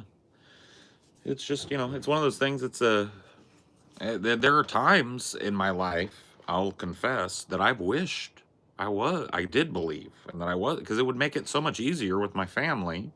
I'd feel way more included in all of that. It'd be way easier to go to family gatherings and have a church thing, because everybody at the church would know me too. But I can't be a hypocrite. I never will be. And at this point, I just don't believe it, and it would be a social move for me to pretend to believe it, and I don't think I could live a lie like that. And so, it's better to me to be true and be honest about what it is than to lie, to go along to get along, as sometimes people say. I can appreciate that. I know back when I was a Sunday Christian, it was this kind of, I guess, called hedging your bet, right? If there is a God, then maybe I got a leg up on the other guy, or somebody like you that, completely doesn't believe. Yeah. But I was just fooling myself. Yeah. But I've just since then seen so many things that were more than coincidental. My son and I's relationship improving. There's just many things that I attribute to my belief. So I think I have more faith now than I've ever had in my life. So It's interesting from my perspective when people will say that, because you've been through a lot in the last 3-4 years, right? yeah, And you know, you say you attribute a lot of that to God helping you and God guiding you and learning about God helping you and yeah, all that. And what I see, and I'm not trying to undermine any of that, I'm not arguing with you, you know better than I do, but what I see from the outside is that you nutted up and gutted up and got real strong and faced your mortality and realized that you had unfinished business and you didn't want to go leaving all that undone, and you as a strong person made these moves that most people don't do in their lives. They don't go and talk to their ex-wife after 30 years of hating them. You know, they hate them to the grave. That's what most, you know, so that's what I see. And oftentimes it feels like Christian people undermine their own strength and attribute to God what they ought to pat themselves on the back for a little bit too. I mean, you know, it ain't easy to do what you did. yeah. And I'd have to say, in retrospect, talking with the ex-wife now, and we're almost friends, and she said, Paul, had you done that a year or two earlier, it would not have gone well, because she was still partying and what have you, but had found Jesus along the way, and I was still hating on her. Yeah. And didn't know because I was shunning her. So it was just kind of a sad thing. Mm. And I literally let my hatred for my ex-wife affect my relationship with PJ or Paul's ego. I don't know. They Sure know. what you They go know by. who. They know Your- that I'm a PJ. My son. Yeah. So, and that was a turning point. That was a turning point for me. Because I didn't think anybody noticed it. Foolishly thought, you know, I'm hiding it. I'm just hating her kind of covertly and getting her because only she knew the evil I was sending her way, and Right. she didn't even know. Yeah. She kind of said, Paul, so I knew you didn't care for me, but you hated me. So, It's like, yikes. it was kind of a healing conversation, and It's good. yeah. Yeah, I mean, it is. I have to confess, as your child, it is strange seeing the two of you interacting positively after all these years, and you know, just because it was so rare to see you guys in the same room most of my life after that point. So yeah, I don't know, it's great. It's the warm fuzzies all around for me. You know. Yeah. And life's too short to carry that kind of stuff. And yeah. anger and all that just hurts the person, right? As it was told to me plainly, they said it's like taking poison and expecting the other person to die. Yeah. It only hurts you. Yeah. So it helped me immensely. Mm-hmm. And I don't know, all that hatred and you know how you keep a secret and it just festers in you and becomes it slowly takes over who you are. I think it may have had something to do with the cancer. Certainly it didn't help my attitude going into the cancer. Yeah. But I don't know. But I do think the Bible is all about forgiveness. You know, Jesus forgiven our sins. We should forgive each other as Jesus has forgiven us. Yeah. So yeah, I like that. And even though PJ is not a Christian, he forgave me. I mean, we went a long time not talking, PJ, and Yeah. And you made the first move, not me. You came to me. So you're kind of Christian, are you? You with forgiveness and stuff? I don't know. You look a little like Jesus. So yeah, there you go. So I know everybody's kind of bummed out and probably signed off, right? No. No? They're all intently listening and nodding along with us. They clearly enjoy these types of talks. I think. All right. I think They like to get real, huh? they like. Well, yeah. I mean, of course. Getting real is what it's about. Yeah, they're doing little party emojis and everything. They're having a great time. Wow. I'm gonna go grab a joint real quick and take a pee. I'll be right back. All right. Come on, B.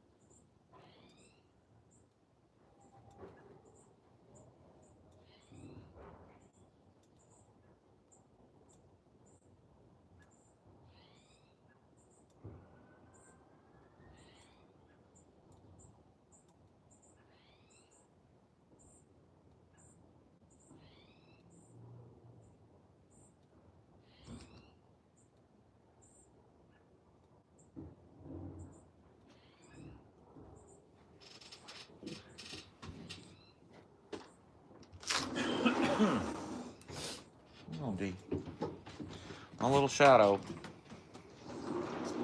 Ugh. You want to trade me chairs, Pops? No, I'm just getting a little more padding. Just a garbage chair. I need to get some good lawn furniture.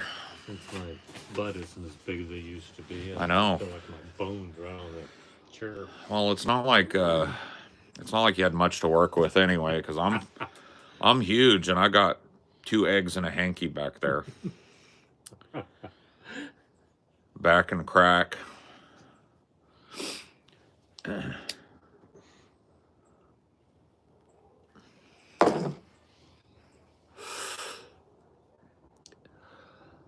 What am I talking about? I turned the pot-bellied stove on downstairs. So if you're cold when you go in, you get a chill in your bones again. Yeah, go down there and hang out. That really made it warm.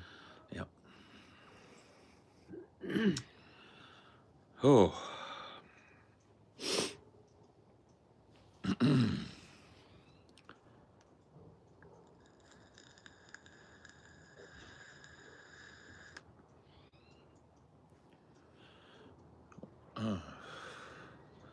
Well, not religious myself, I'm still interested in hearing why people are. The only reason I ever had a problem with religious people is because they try to push laws. So, like, religious people involving themselves in government and stuff. I would never want to take away something that gives people comfort. Yeah, I'm that same way. I don't, like, I don't like it pushed on me, but it doesn't make me uncomfortable when other people talk about it or are it. I'd say PJ is very respectful. If I say a prayer at supper, he's quiet while I do it, and I don't do it to make him uncomfortable or anything. The other thing is the image of Christians, and I'm not saying I'm like a glowing example of a perfect Christian, but in conversations I've had with Pastor, my son-in-law, and some of my groups, it's important that Christians associate with non-Christians and even non-believers, because if we only hang with each other, then there's never going to be anybody else converted, right? Right. And it's not some exclusive club that looks down on everybody. It's we all sin. And I think PJ actually went to my church a bit, but it's very clear the church is full of sinners. We're all sinners. And some have done some horrific things, but they hope to find forgiveness in Christ and still be able to make it to heaven. The trick is to turn from that sin and not keep repeating it. So it's a simple doctrine. Like maybe some Christians would say hanging out with PJ, is not a good thing. But I think it is. I think it is. And believe me, PJ can out-talk me on anything. So me trying to convert him to being a Christian is not something that can happen. But I hope to be an example to him, and maybe someday. That's the best way to do it. You know what I mean? Someday he maybe sees that I lived an honest, truthful life, and my beliefs helped me. Maybe he would seek that out for himself. But quite honestly, I don't think, especially PJ, maybe your people are the same way, that when people push an agenda and stuff, it just doesn't work. Yeah. It doesn't work that way. But if they see you're happy and you're engaged in life and you have maybe some answers that would help them, maybe then they reach out. Because I think often when your life is kind of failing, people reach out, seek the truth, and maybe reach for the Bible and read and see if there's some truth in that can help them. And it is full of really good advice. Sure. It's also full of some hateful stuff. True. The Old Testament is got some harsh things in it. But I think the New Testament kind of corrected a lot of that. We no longer, sacrifice the fatted lamb and all the burnt offerings and things like that. That stuff all ended with Christ, and I think it gives us something to believe in. An afterlife. I really would love to see my mom again. Yeah. And I have this crazy thought that someday PJ will be up there with me and Mary Jo and all my family, all my grandkids. And it's just kind of a beautiful I might just be passing through at the gates. You know what I mean? When they read out, when St. Peter reads everything out. So you might want to hang out by the gates, is what I'm saying. I'll slip you a pass at the gate, the golden gate. Hey, baby. It's still streaming out here. It's yakking away. I'm about to fly to Sacramento tomorrow for my distant in multiple ways dad's funeral. I appreciate this conversation. Glad you guys have each other and that you two were able to heal your relationship one way or another. Yeah. That is great. That's great to hear. Because I tell you, funerals are for the living. If you have loved ones that you're not seeing often, try to reach out to them. Love them while you got them. Because when they're gone, all you have is regret. Mm-hmm. So I would say, you know, I'm going to try to be around my family as much as I can.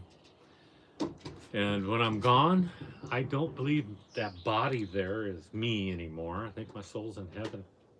And I'll be up there having a good time, no longer concerned with things of this world, and anxiously waiting for my family to join me. And maybe I can see Grandma, my mom, even my buddy Dean.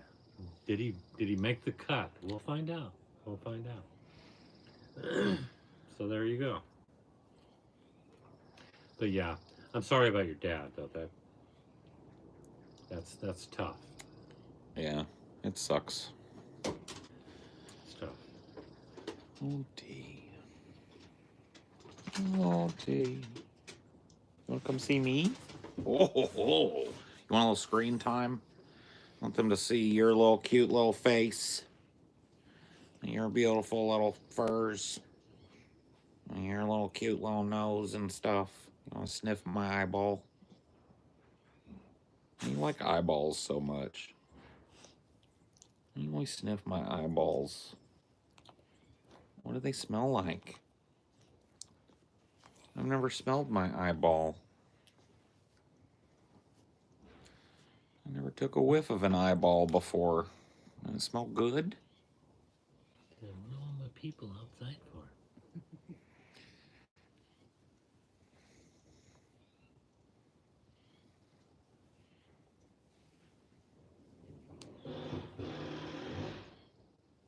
Oh, no. It's happening again. Your dad has a truly beautiful outlook on his faith. Yeah. Spent many years thinking I'm just really a poor Christian, really bad at it. I'll just share briefly without a lot of detail, but my dad took his own life. And the night before he passed, he and I had a really ugly conversation. And the next day when I found out that he had shot himself, I immediately said I killed my father. And I lived with that pain. So my faith has kind of led me to forgive myself ultimately, but I looked at it like I was such a poor. Where was forgiveness? Where was kindness? Perhaps I could have said something differently, but it was his decision to do that. And I don't think that I could have talked him out of it. No, probably not. So I don't want to come off being very pious. I've had some really, really difficult things and personal failures, and certainly Christian failures. But in Christ we have forgiveness, right? And He's forgiven us for our sins. We should be able to forgive ourselves. So I think I've gotten there, and it's made me a different person. So.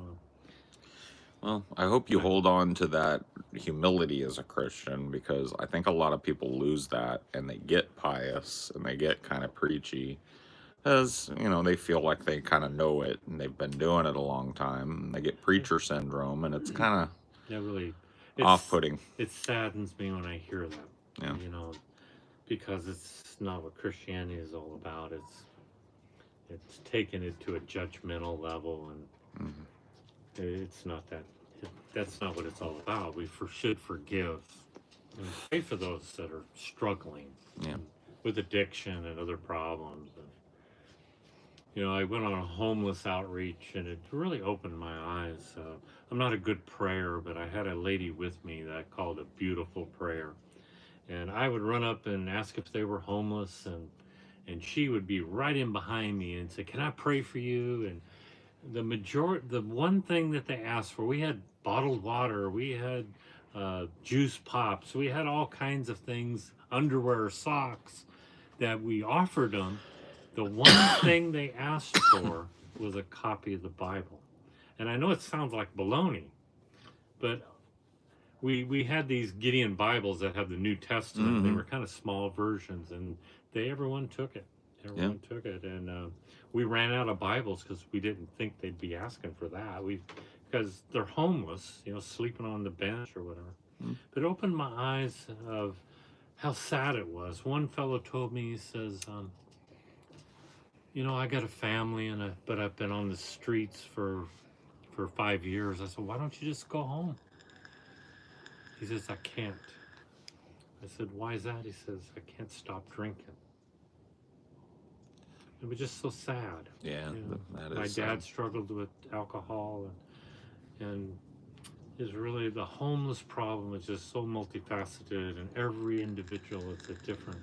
It changed my attitude toward the homeless going through that, and it moved me a bit. Yeah. Because they were so kind and receptive. I thought I was just going to get a bunch of blowback and leave me alone kind of thing, and every one of them. Yeah. They were reluctant to come up to us, but then when they seen that we had things that they wanted, then they'd get all around us. Yeah. And nobody was out of line. They were all kind, and they thanked us for praying for them, and some of them wept. It was just really moving. So, Yeah, I mean, a little bit of kindness goes a long way, and a little bit of empathy goes a long way. And you never know when a kind word at the right time can change a life. Yeah. Can actually save someone from ending their life. That's true. So to always lead with kindness, I think, is a good way to go. And if you come across somebody that's salty like PJ, maybe he's had a bad day. Yeah. You know what? Yeah. You know what? Yeah. Next time I'm out of pocket and I say something completely wild and mean and unnecessary, maybe I had a bad day. Maybe I'm not feeling great today. Maybe I'm feeling a little sad inside. Huh?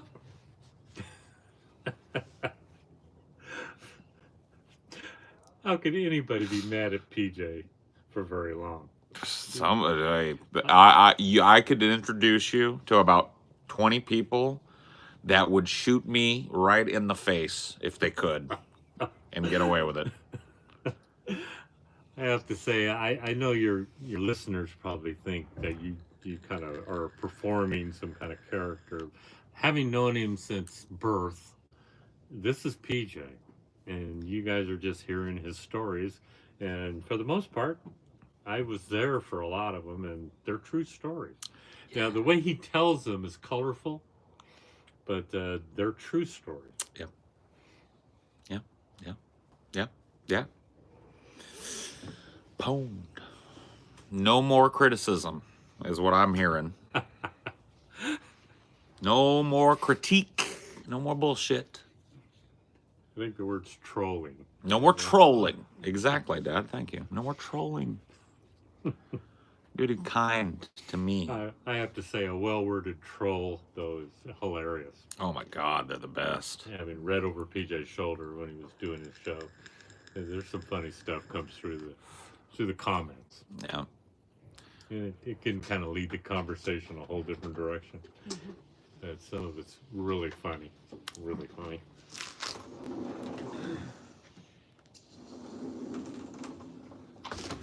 Well, making people laugh was something I could always do, and it always felt like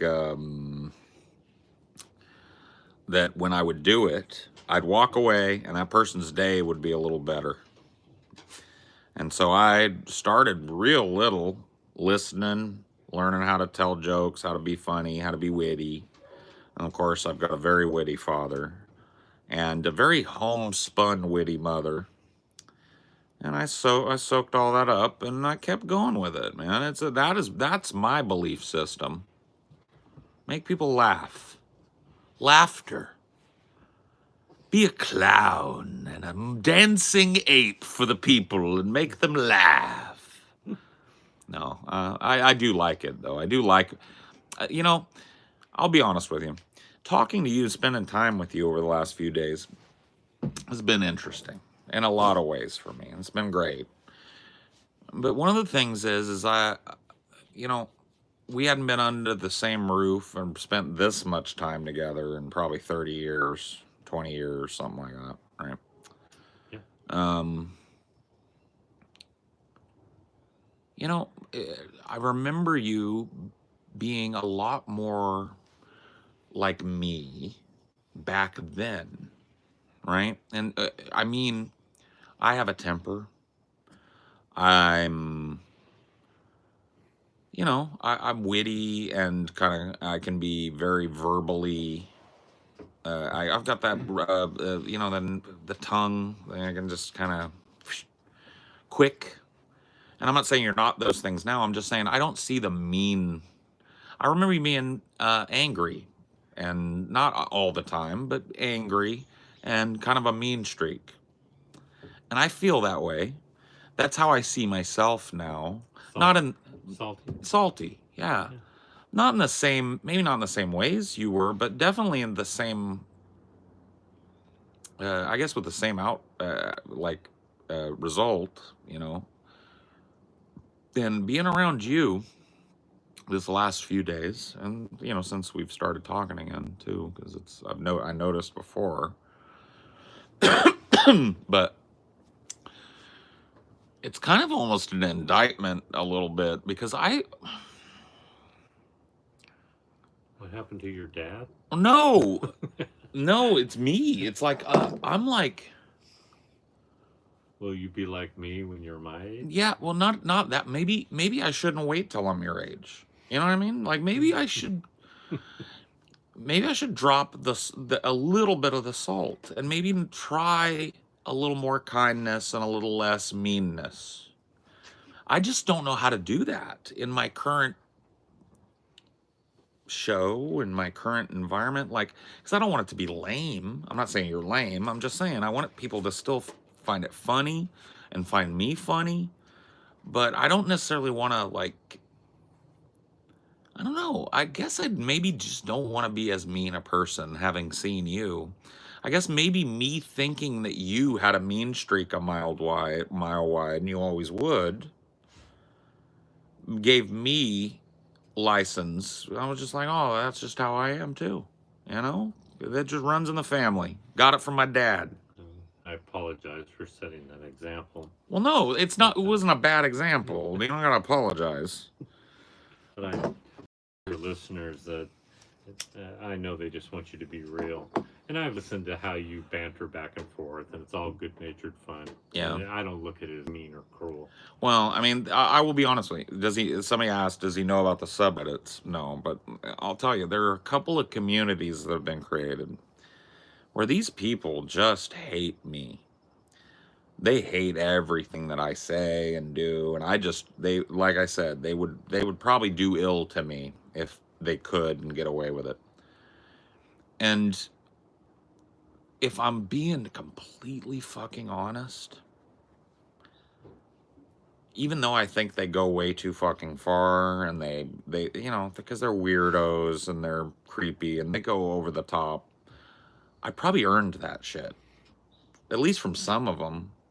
Like, there's probably some of those people in that community that said something in one of these and I was in a bad mood and I just fucking destroyed them. And it was funny for everybody else, but for them it felt horrible. And now they just fucking hate me, you know? And I don't even know why, because for me, there was no real animosity in what I did to them. But they don't know that. you know? And if there was real animosity in what I did to them, it's not abiding. It's not something that I hold on to, but they do. You know what I mean? Like, what was, there's a saying, um, uh, fuck. Something about how you can do something to a man and he'll forgive you, but slight a man and you've made an enemy for life. It's something like that. I can't remember what it is. But yeah, and I don't know that I want to continue just not that look, I'm not trying to overstate how much I care that there's this small but unnerving community of people that really hates my guts, because I don't. I mean, that's going to happen no matter what you do, I think. But to a certain extent, I also don't want to create more of those people, because one of the things I learned is that anger is pain, right? It's just another name for pain. Anger is a response to pain, physical, emotional, whatever it is, right? It's a pain response. Hey, what? You said what about me? You know, you hurt me with that, right? And so, yeah, I don't. Well, I would say this. How do you feel when you know you destroyed a person? And then they say you hurt me with that. Feels pretty crummy. Well, sure. If they looked at me very sincerely and said you hurt me with that, Yeah. I'd probably feel immediately pretty crummy. Yeah. Yeah. So, the power to tear someone down. Obviously, you have the salt to do that. But perhaps there's somebody online that needs a little help, and I see you do that. Yeah. And I've seen questions asked, and you tell them the truth. Sometimes it's not what they want to hear, but the power to build someone up and be real with them, and I think you should strive to do more of that. And I'll say this: there's never advantage in this life for anyone to hate you. Yeah, So that's true. You should strive to make friends, make peace with those that you're having trouble with. Well, how would I do that with these people? Yeah, I don't know if it's possible, but you should have that attitude. And if you is it a chat room like this, or It's on Reddit. If so you've ever it's been written word, it's not spoken. Yeah, well, they can post pictures and video clips of me to critique, and then some of them will make videos about me and all this stuff, right? I think you'd be surprised if you got sincere and real with them. And Yeah. Said some of the things I just said about there's no advantage to you guys hating me, and I'd really like to make amends and maybe come to neutral ground. I'm not perfect, and I challenge you all. Well, you're not perfect either. But, I am perfect, but I get what you mean. I'm willing to move beyond. Yeah. And I'd rather make friends than enemies, and I'm sorry if I hurt anybody. And then, forgive all the slights and all the trolling. Yeah. And move beyond. I'd like to move beyond it and try to have a different conversation. I think you might be surprised where that might go. And then they might just shred you. So who knows? And then as they all go, you know what, Paul? All right, man, truce. I go, just kidding, fuck you. And I hang up. Probably would be. So it is a verbal thing. They're online kind of thing. Well, they type. So they have it's on a subreddit. It's like a message board for them, and there's two separate ones created just to hate it's kind of funny, they hate each other. So the two separate communities hate each other. They're just really hateful people. Yeah. And they're just that might be miserable people, and they're lashing out at you. But I can't help but believe that I earned some of it. Right, that there probably wouldn't be as many of them conglomerated with such fervor and passion to see me fail if I hadn't have said some salty shit, so. Well, I have to say, PJ, I think we've shared with the group that we didn't speak for a good long time before my cancer came. Mm-hmm. And you wrote me an email, a lengthy one, that haunted me for years. And I have not seen so many expletives strung together in a row Oh, I'm a wizard, man. in a run-on sentences, and everything I did wrong as a father since I think I shared with your other people about it. I think you even said I pulled your pacifier out of your mouth when you were wanting it. I mean, that's all bad. I don't think it went that far back. I wiped your butt too hard.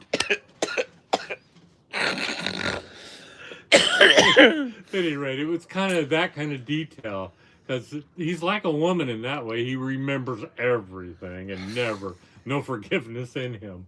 But it broke me as a father.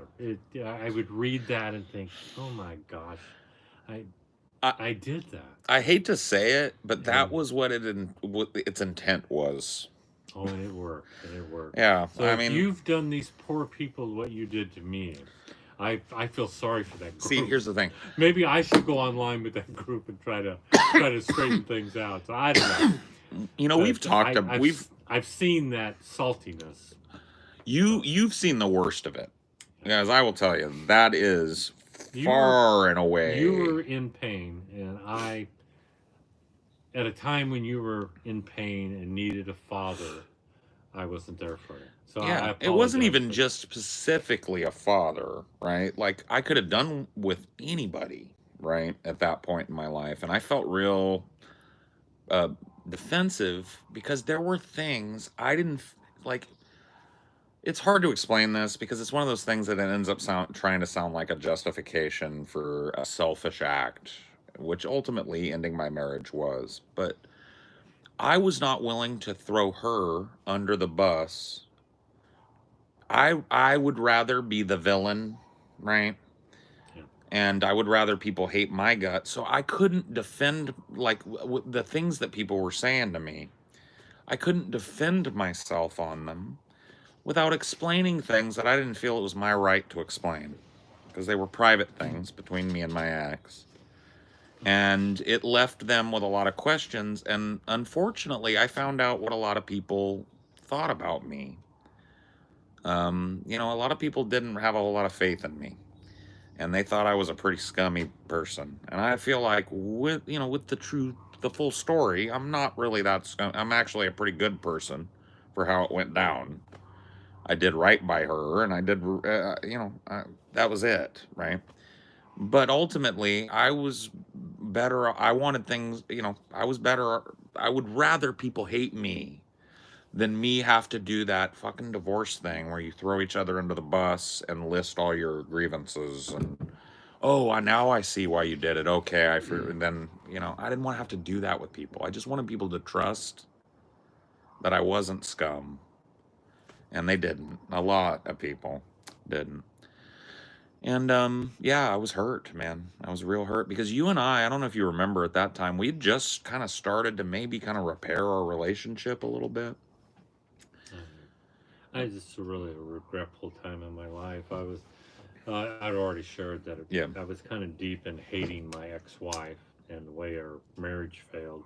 When PJ called me and said as a father, I offered him to stay with me, and later I saw on his social media that he was meeting another girl, and it just kind of took me back to a bad time in my life and made me respond in a way that was hurtful.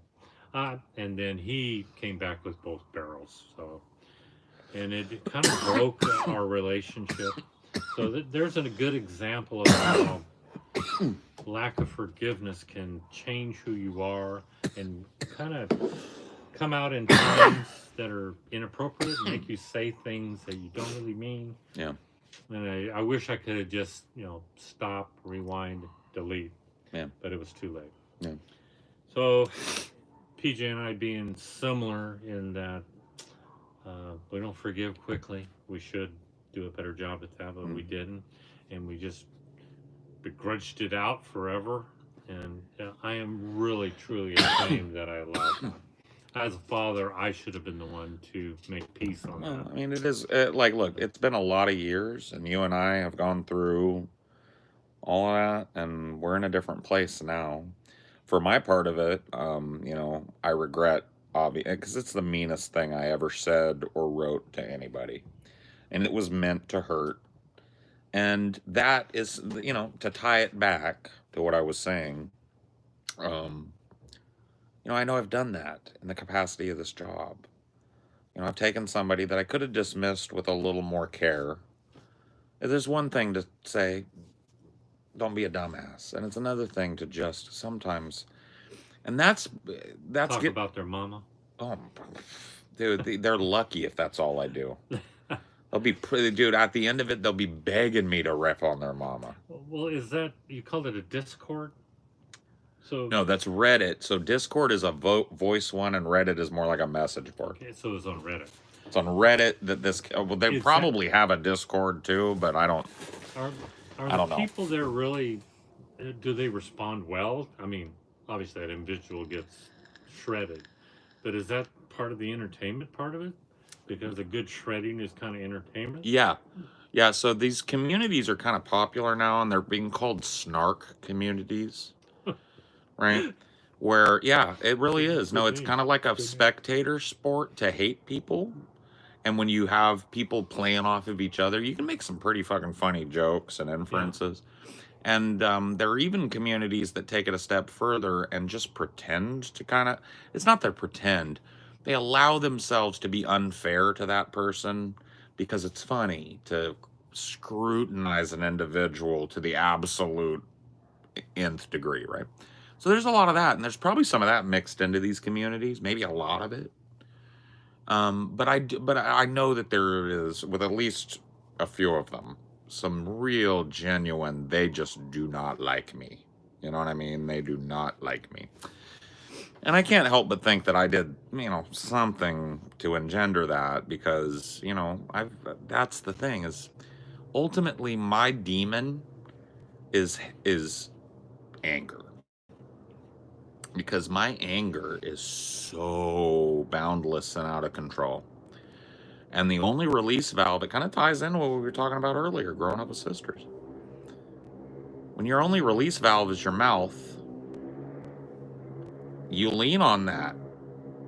And it's still my release valve, is my mouth. You know? And in a way, I find it to be a healthier thing to do it in the context of a show, right? And to let off steam that way. And at least it's a creative thing, right? But it's another thing to individually target a person who's in the audience and says something retarded, and not just tell them they're retarded. That's one thing. But to explain that they're retarded because of their mother's proclivities or whatever, right? I can go into detail, but that's what I'm saying. That's the difference, right? And I've done a lot of the latter and quite a lot of the former as well. But you know what I mean? Like, ultimately, I'm at a weird place, because I feel like on one hand, I've built a persona around being salty. I'm the guy that, like, gets pissed off real easy and gets irascible, and he'll say out of pocket shit, and he doesn't care what people think about him. He'll just say what he thinks. And I think some of that is good. And as I've worked over the last, especially last 2-3 years of my life, to not be, to tamp those things down outside of work, right? To not be that way in my life as much. Not really wanting to do it as much, and it feels different when I do it, because I don't think I have as much real anger to draw on. You know? Maybe it's a good thing. Well, it's a good thing, but it's weird for me as a performer, because I don't know. You know what I mean? It still feels good to do it. Like when I give into it and I just let myself get into that creative and angry mode where those two things come together, it feels great. Feels like manna from heaven. But then, you know, like obvious, and sometimes it's just funny. That's the other problem with this. is that sometimes it's not really aimed at anybody and nobody takes it seriously, and it's just hilarious. I guess I haven't. Maybe I should read some of those Reddit. No, no, Give me some no. insight into my spine. They're disgusting. Well, I'm disgusting, and they point it out. You know what I mean? So. Is it mostly good natured, or are they true? No. You think in real life they hate you? They hate my guts, yeah. And have probably never met you. Yeah. They found. just words. I'll tell you what they did.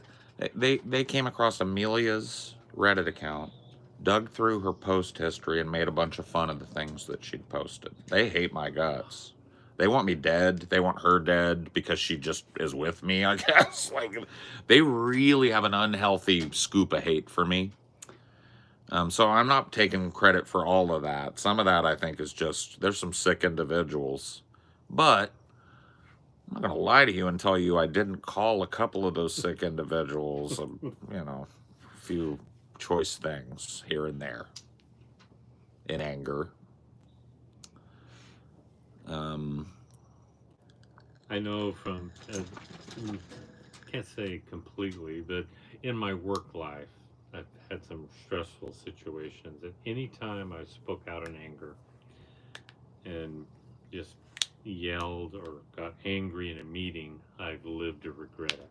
Yeah. So I kind of learned to do the opposite of what's expected. Yeah. When all the world's falling down around me, I get this calmness, and I just watch, and then I make some calm statement, and it just kind of diffuses it. So I found that's a better approach when the corporate guy's down and he's banging the table, calling you an effing liar and everything else. Yeah. And I at the end of that meeting, I've had him take me to my office and thank me and apologize. Right. So,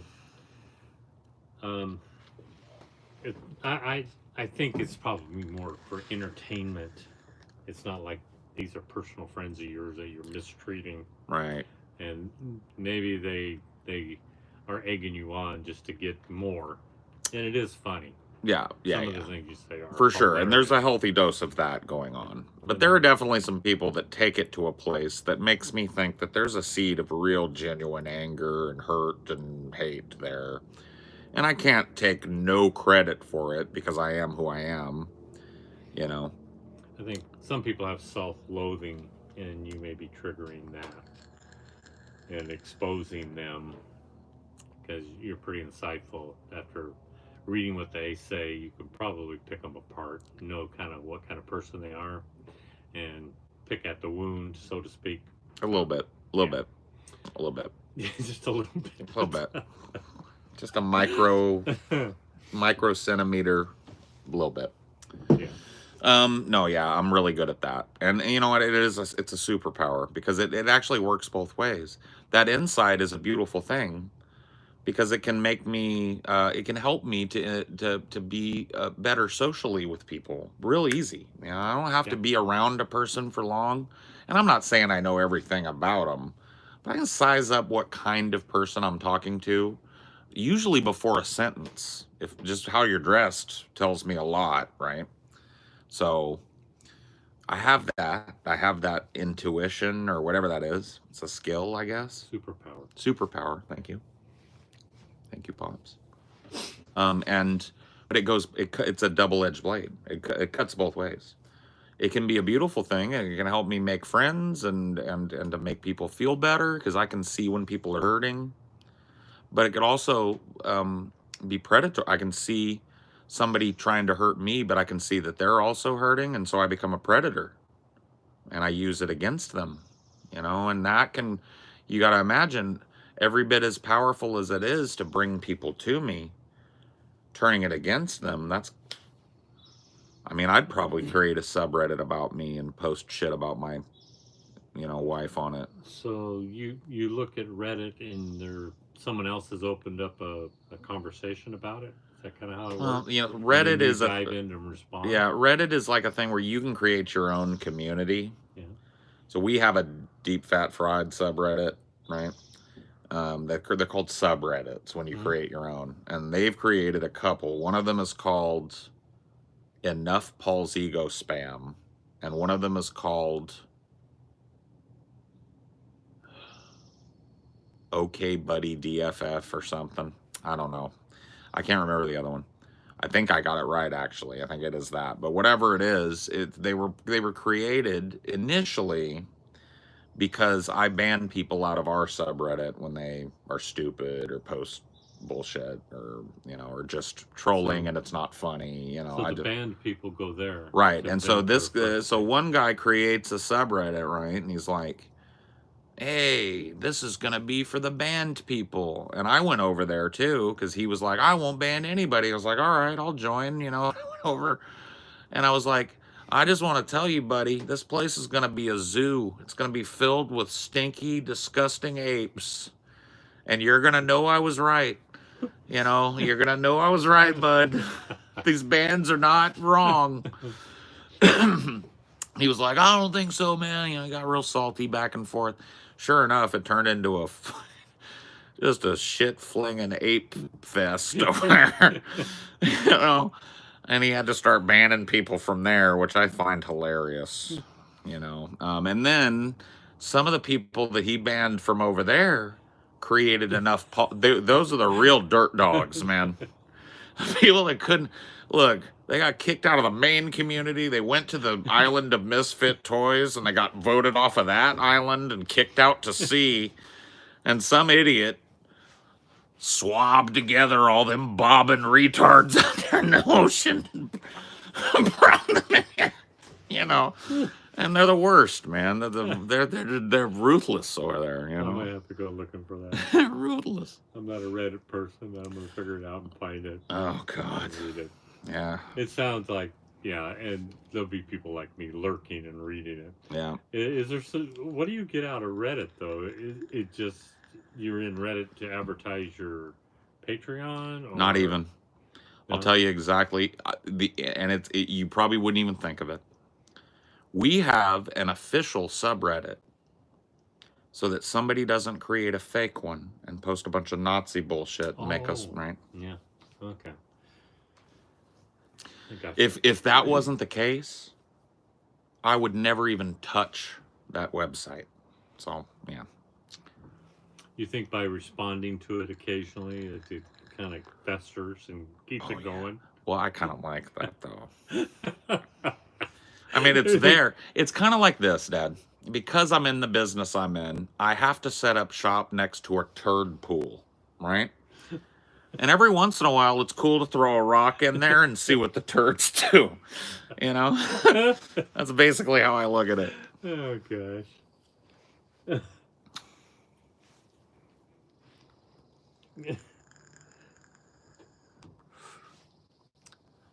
Most of the time, it's in good fun. Yeah. I mean, on our subreddit, the people that have passed muster, you know what I mean? They've got an IQ of 75 or above. They had a mother. They weren't mixed up in a test tube. You know, those people. Is that the requirement? Yeah. They razz us all the time. They post crazy shit. It's clearly in good fun. These people are people that carry that. They have we call it a hate boner. The hate boner's a little too stiff. I get the symbolism. Yeah. You don't have to explain it to me. You know, you get it. With the veins. You get it. You get it. You get it. You get it. I had to go there. Sorry, I told you I was going to dose you up on filth. It's my job. Look, I'm your son. You used to know the ways of the filth, Jedi, and you trained me in them. And now the apprentice has returned to train the master. No, I just don't think filth fits good with your current social calendar, being a grandfather X9. I'm old. Wise old sage of the church. You're right when you say you're the age I was when we were doing all that together. Would you have been in your 40s then? Let's see. When you were in your teens? Yeah, it would have been, it would have been 19, if I was 16, it would have been 96. So how old were you in 96? I was born in 55, so what was I in 66? Well, 55, so you would have been 10 and 65. You would have been 20 and 75. You would have been 30 and 85. So, yeah, Yeah. you would have been 40 and 95. Yeah, so around my age. Yeah. So imagine you have a son. You would be including him in this. So Yes. there's a Well, lot more no. material here. Maybe not this, but I get what you mean. I Yeah. would be salty with him, probably. Yeah. Yeah. To a certain extent. Yeah, for sure. I don't. I'm a big advocate that kids shouldn't be anywhere near this shit until they're 18. Yeah. Like, that's my feeling on I it. agree. I agree. Because I just think it poisons their little brains. And that explains a lot. So dad would be doing this off in the woods somewhere, you know. You know. I gotta say, PJ, some of those we had some times back then. I don't think I've laughed more in my life than with you in a room full of the loser crew in a room. Yeah. Just those moments. When I look back, I have a lot of regret in my life, but I also have a lot of beautiful moments, and those were those moments. Yeah. Yeah, and a lot of them, PJ was there. And I have to say, and I don't want to get all mushy with you guys, but there was a time in my life that I think I would have off myself if it hadn't been for PJ and his sister, because I didn't think I had much to live for. And then when I had cancer and wake up after some psychotic break, there sits PJ after not seeing him for 7 years and his sister. And once again, a reason to live. So he was there when I needed him. And he comes off as this salty guy, but he's got a big heart. He's a good guy. So I'm in there somewhere, PJ. Yeah. You gotta, give in to the force. Paul's ego. Lifesaver. When you need him, he's there. Need your life saved? Call 1-800-PAULS-EGO now. I can make some money with this. This testimony here is doing good. You're doing good, Dad. Well, Keep going. I think you're borderline blasphemy at this point. The one unforgivable sin. Oh, I hate to tell you. If that's explicit, I think I might have I might already be in trouble. Let's put it that way a few times over. The loser crew, yeah. The loser crew, yeah. It was my group of friends. Yeah. It was an apt description, if a little harsh. It was an apt descriptor. We were a bunch of losers. It was fun, though. It's fun being a loser. Yeah. If you're going to be a loser, do it in your teens. Get it out of your system then. That's how I see it. Did your father ever drop the classic, "Are you winning, son?" whenever you would play games? We were playing games together and shit. He knew about it. Dude, I told him the other day, I used to sneak out at night because he'd send us to bed, you know what I mean? And I'd wait until I thought him and stepmom were asleep, and I'd creep out to the computer room and I'd peek around the corner. He'd be sitting there in his skivvies playing Diablo. We competed and we were kind of competed in the games, and not never necessarily directly each other, but for bragging rights. The most fun was when we hacked our character. Oh yeah. Drop in on a group and just destroy them and steal all their crap. Yeah, It was just cruel. Yeah, it was amazing. It was amazing. We'd run like sissies. Yeah. We'd have God mode and everything else. Yeah. 1,000 points, hit points. And just one little brush with us was death. Yeah. Yeah. It's like- Yeah. And they'd cry about it in the chat. And then they'd leave and we'd go find another group, and just, man, that was oh. Yeah, you remember the piss cats? Yeah. They make that god awful. I can't even make the noise. I'm sure you I can.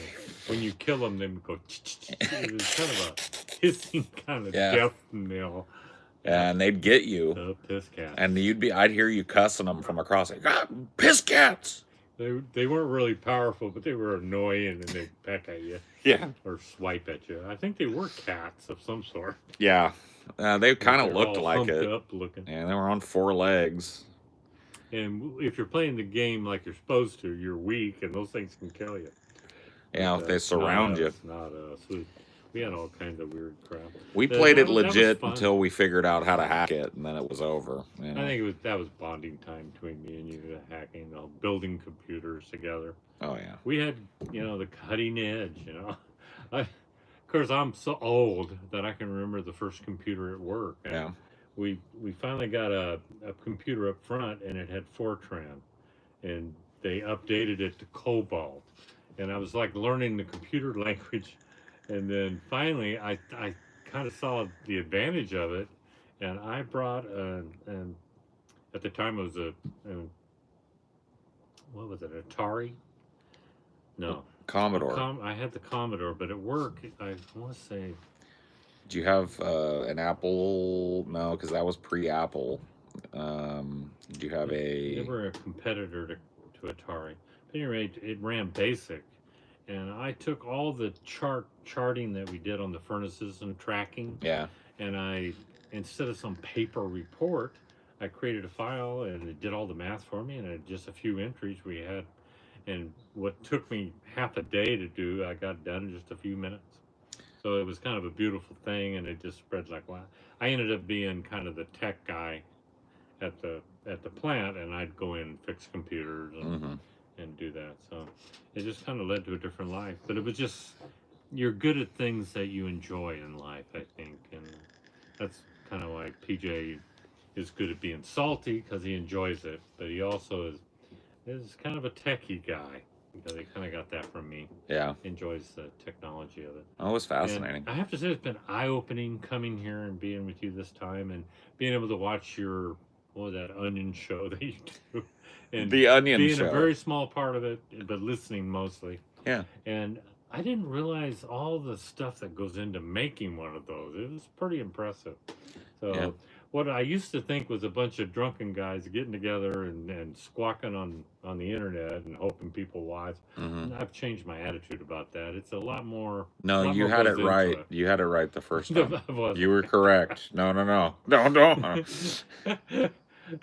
Don't look behind the curtain. Yeah. Pay no attention to the little man behind the curtain. At any rate, I was impressed by the technology part of it, and the set and the thought that goes into it, and yeah, I think it's pretty cool. Actually, pretty cool. Yeah, it's neat. Now I can't agree to some of the salt and some of the filth that gets thrown around, but well, TJ is a disgusting freak. I'm sorry that you had to meet him, by the way. I gotta say that the short time I was with them, they were respectful of it. There wasn't a lot of salt flying Please. They did kind of throw a few at PJ, but they were kind to me. Scotty is a gentleman, I'll tell you that. Yeah, they were good. Scotty's a gentleman, but TJ is a barbarian. He can't help himself. Oh my God, he's an ape. Maybe because he was teased by his older brother all those years. Maybe. Well, no, he is the older brother. Oh, TJ's the old. TJ's the old one. Okay, he's an ape. Do you actually need something to drink? Yeah, I'll take something. I'll take a swig of soda. You want some soda? Sure. Yeah. Can you turn on the light out here for us too? It's starting to get dark. Oh shit, that's way okay. Oh, I wasn't ready for that. Okay, that's okay. Yeah. But no, it's cool to. It's cool. We were talking about that, and it's cool to be able to show you what I do, because now you know something that nobody else in the family knows. Everybody else just kind of looks at me cross-eyed when I tell them what I do and try and explain it. Now you know how the sausage is made. You looked right up the butcher's ass and saw how the sausage is made. Okay. Isn't that how the saying goes? Yeah, the visual on that. Yeah. I might have got. I don't know that's right, but I observed. Yeah, how you guys put your little meeting together. I don't know what you call it, but it was the podcast or whatever. Yeah. But it was interesting. It's a lot more to it then when you watch the finished product, you think, God, that's so absurd. And they didn't put any effort or thought into that, but it's a lot more. goes It takes into a it. lot of effort to look like something is effortless. Yeah. That is true. It also takes a lot of effort to do something that is effortless and make people think that it isn't effortless. That's the big effort. And that hurts my brain. I can't go that far. Is Dad a sports guy? No, never were really, right? As a child, I was always nearsighted, so baseball and all that didn't work for me. So I played football in high school my first year and switched to band, and then I became a band nerd for the rest of my. Ended up being president of the band and all that good stuff. But yeah, and since then I maybe watch a Super Bowl if I bet on it, but for the most part, I rarely even know who's playing. So I don't really follow sports. Sorry, guys. Yeah, it's okay. They were hoping to get something out of you because they never get nothing out of me because I don't give a shit. I'm with you. You're a bit of a Raiders fan, but they haven't won in so long. If the Raiders go to the Super Bowl, I'll have a big shindig over here and I'll drink some beers and I'll eat some hot dogs and stuff and I'll watch them lose like they always do. But until then, I kind of don't care who wins what and who does what, who says what. I'm just sick and tired of. You know what has burnt me, Dad? The news media and following the news. I'm burnt. Burnt again. It's the second time in my life that I've burnt myself out completely on it. Yeah. I can't do it. But it's such a big part of our content. I kind of have to do it a little while. But it is hard. That's the hardest part of my job is the news segment. What am I going to say to make all of this horror funny for the umpteenth time that I haven't said already? Oh, let's look at Trump. What have I had not said about Trump? He's fat. He's less fat now, but he's still fat. He's orange. His hair is weird. He's sweaty. He's stupid. I don't know. When you say fat, is that PHA? PHAT, yes, Dad. The good fat. Thank you, baby. Yeah, PHAT. Oh, okay. The good fat, Dad. I don't know. If it's all relative, I think he's maybe better than Joe Biden. I think he's more cognizant of what's going on than Joe Biden. Joe Biden knew what. Yeah. No. I think Joe Biden. They just hid him. I think Joe Biden thought he was working at an ice cream factory. Because that only time I ever saw life in his eyes was when they would put a big chocolate chip cone in his hand. Then his eyes would light up and he would, oh yeah. Now you're forgetting the golf debate. Oh yeah. When they got in that horrible debate where Biden was like the whole time, right?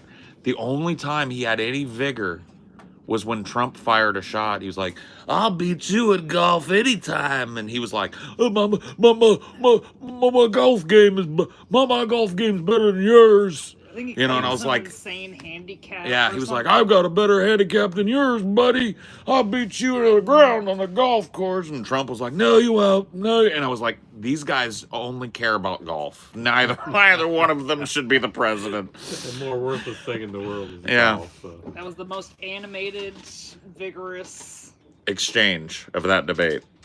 Trump even seemed bored because he didn't even have to try. Because Biden just looked like he'd seen a ghost. He looked like he was going to croak right there. He was just. I have to say, golf is much like hunting was when I was younger. Ice chest full of beer, a bunch of guys around a campfire telling lies, jokes, and nobody ever got a deer. I don't think anybody in our group ever shot a deer. I did have a doe come right at me, stop, look me right in the eye. I could have reached out and touched it. Of course, you can't shoot a doe, but it was fun. And I think golf's the same thing. It's not hitting this little ball around. I don't think that has much to do with it. It's guys getting together away from the wives where they can talk. Mm-hmm. And I think that's more of what it's about, not necessarily because I played it enough. I've been drug into it in corporate things. Well, And my dad had a job one time. They made him every play time I golf. play, I just don't get it. They forced your dad to play golf Yep. at a job? What job? It lot was of some bus- business job, and a yeah, lot they of had business an happens annual on the golf golf thing, course. so he had to know how I to golf guarantee enough you, to do Trump that. does a lot of business on the golf course. He'll invite somebody to golf with him that he's trying to persuade to do something. Do you think he know, does? Kid Rock or whoever, and Do you think he does a lot of business in his pants when he's on the golf course? If you know what I mean. are you saying Joe Biden? I'm saying both of those guys are probably in You think they're diapers. wearing diapers? I think they both had their There dido have been on. stories about no, Trump wait. all the way How back old- to the how old is apprentice Trump? days. 70. 78. I'm almost that age, so I don't wear a diaper yet. So. Look, I was waiting to see if you did. But if you got a diaper back there, then you have literally no ass. I have proof I don't wear a diaper. There's Okay. skid marks in my underwear. Okay, fair enough. Fair enough. There have been many a story about Trump and his dump. Trump Yeah. and his what? Dump. Dump? When he was in court, you remember they dragged him into court, and a bunch of reporters were sitting back in the gallery, right? And all of them corroborated that Trump was loudly farting and grunting into his diaper the whole time, and that it reeked in the courtroom. It reeked. It reeked like doo-doo. Where'd you get that?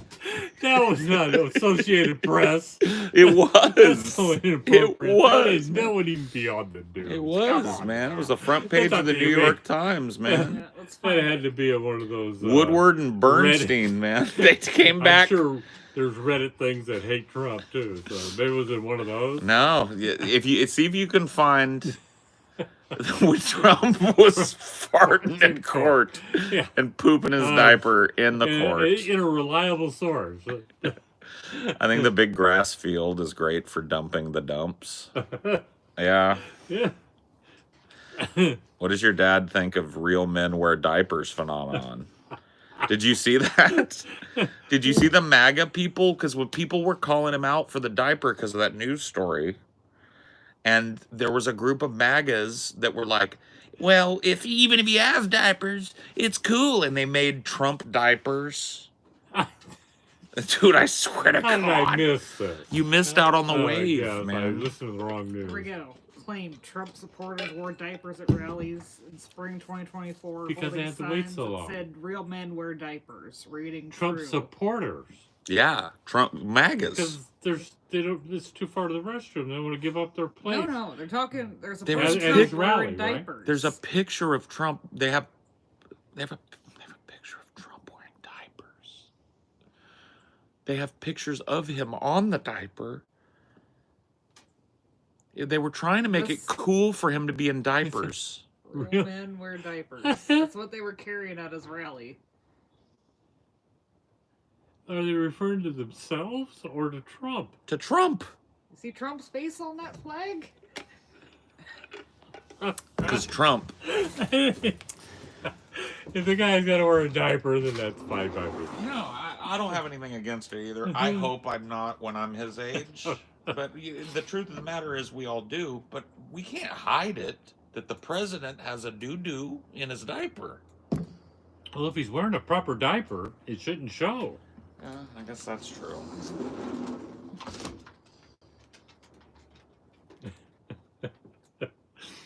Help me.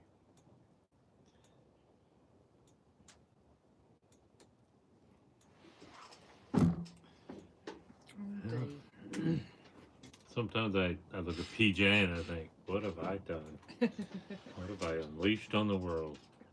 Birthed that boy, raised him up. Definitely a salty seed.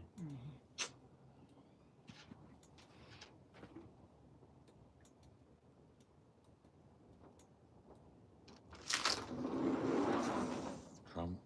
We were just saying good things about you, PJ. Oh, were you? It's a shame you missed because now we're out. Damn. We don't have any anymore. That's a shame. I like to repeat ourselves. Ugh, that's fine. You have your lighter, baby. Sorry. I just need to light my J.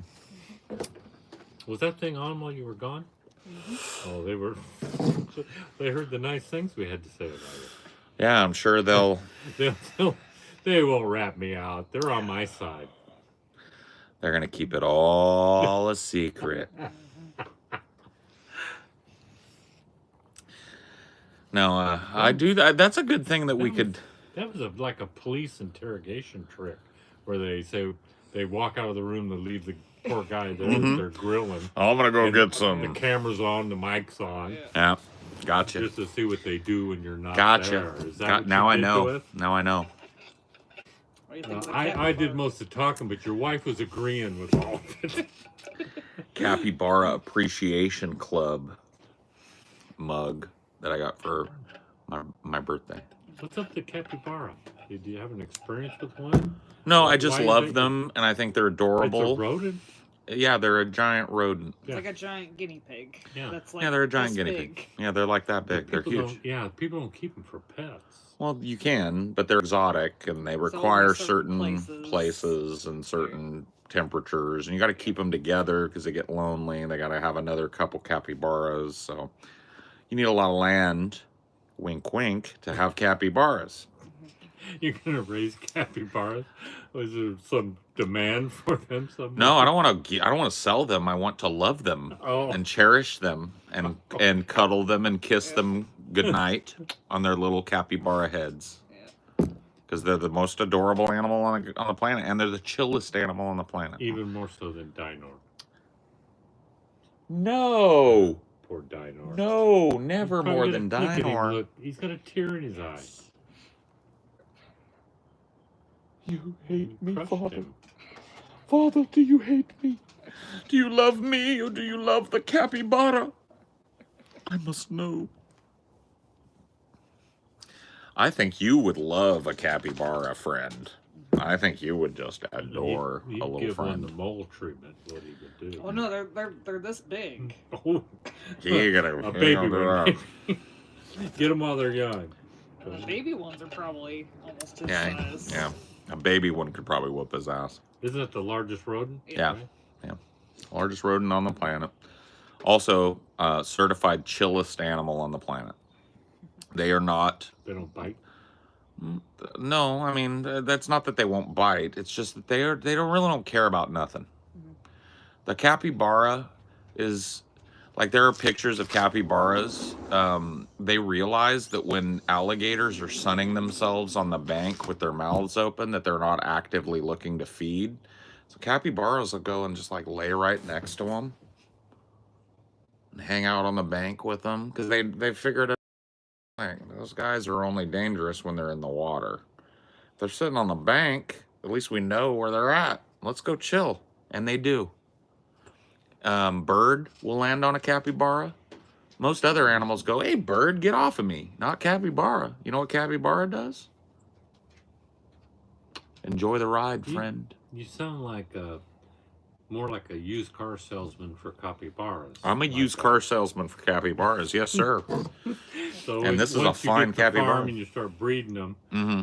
I mean, having them breed each other. Mm-hmm. I don't want you out there breeding them because That would be illegal. You apparently love them.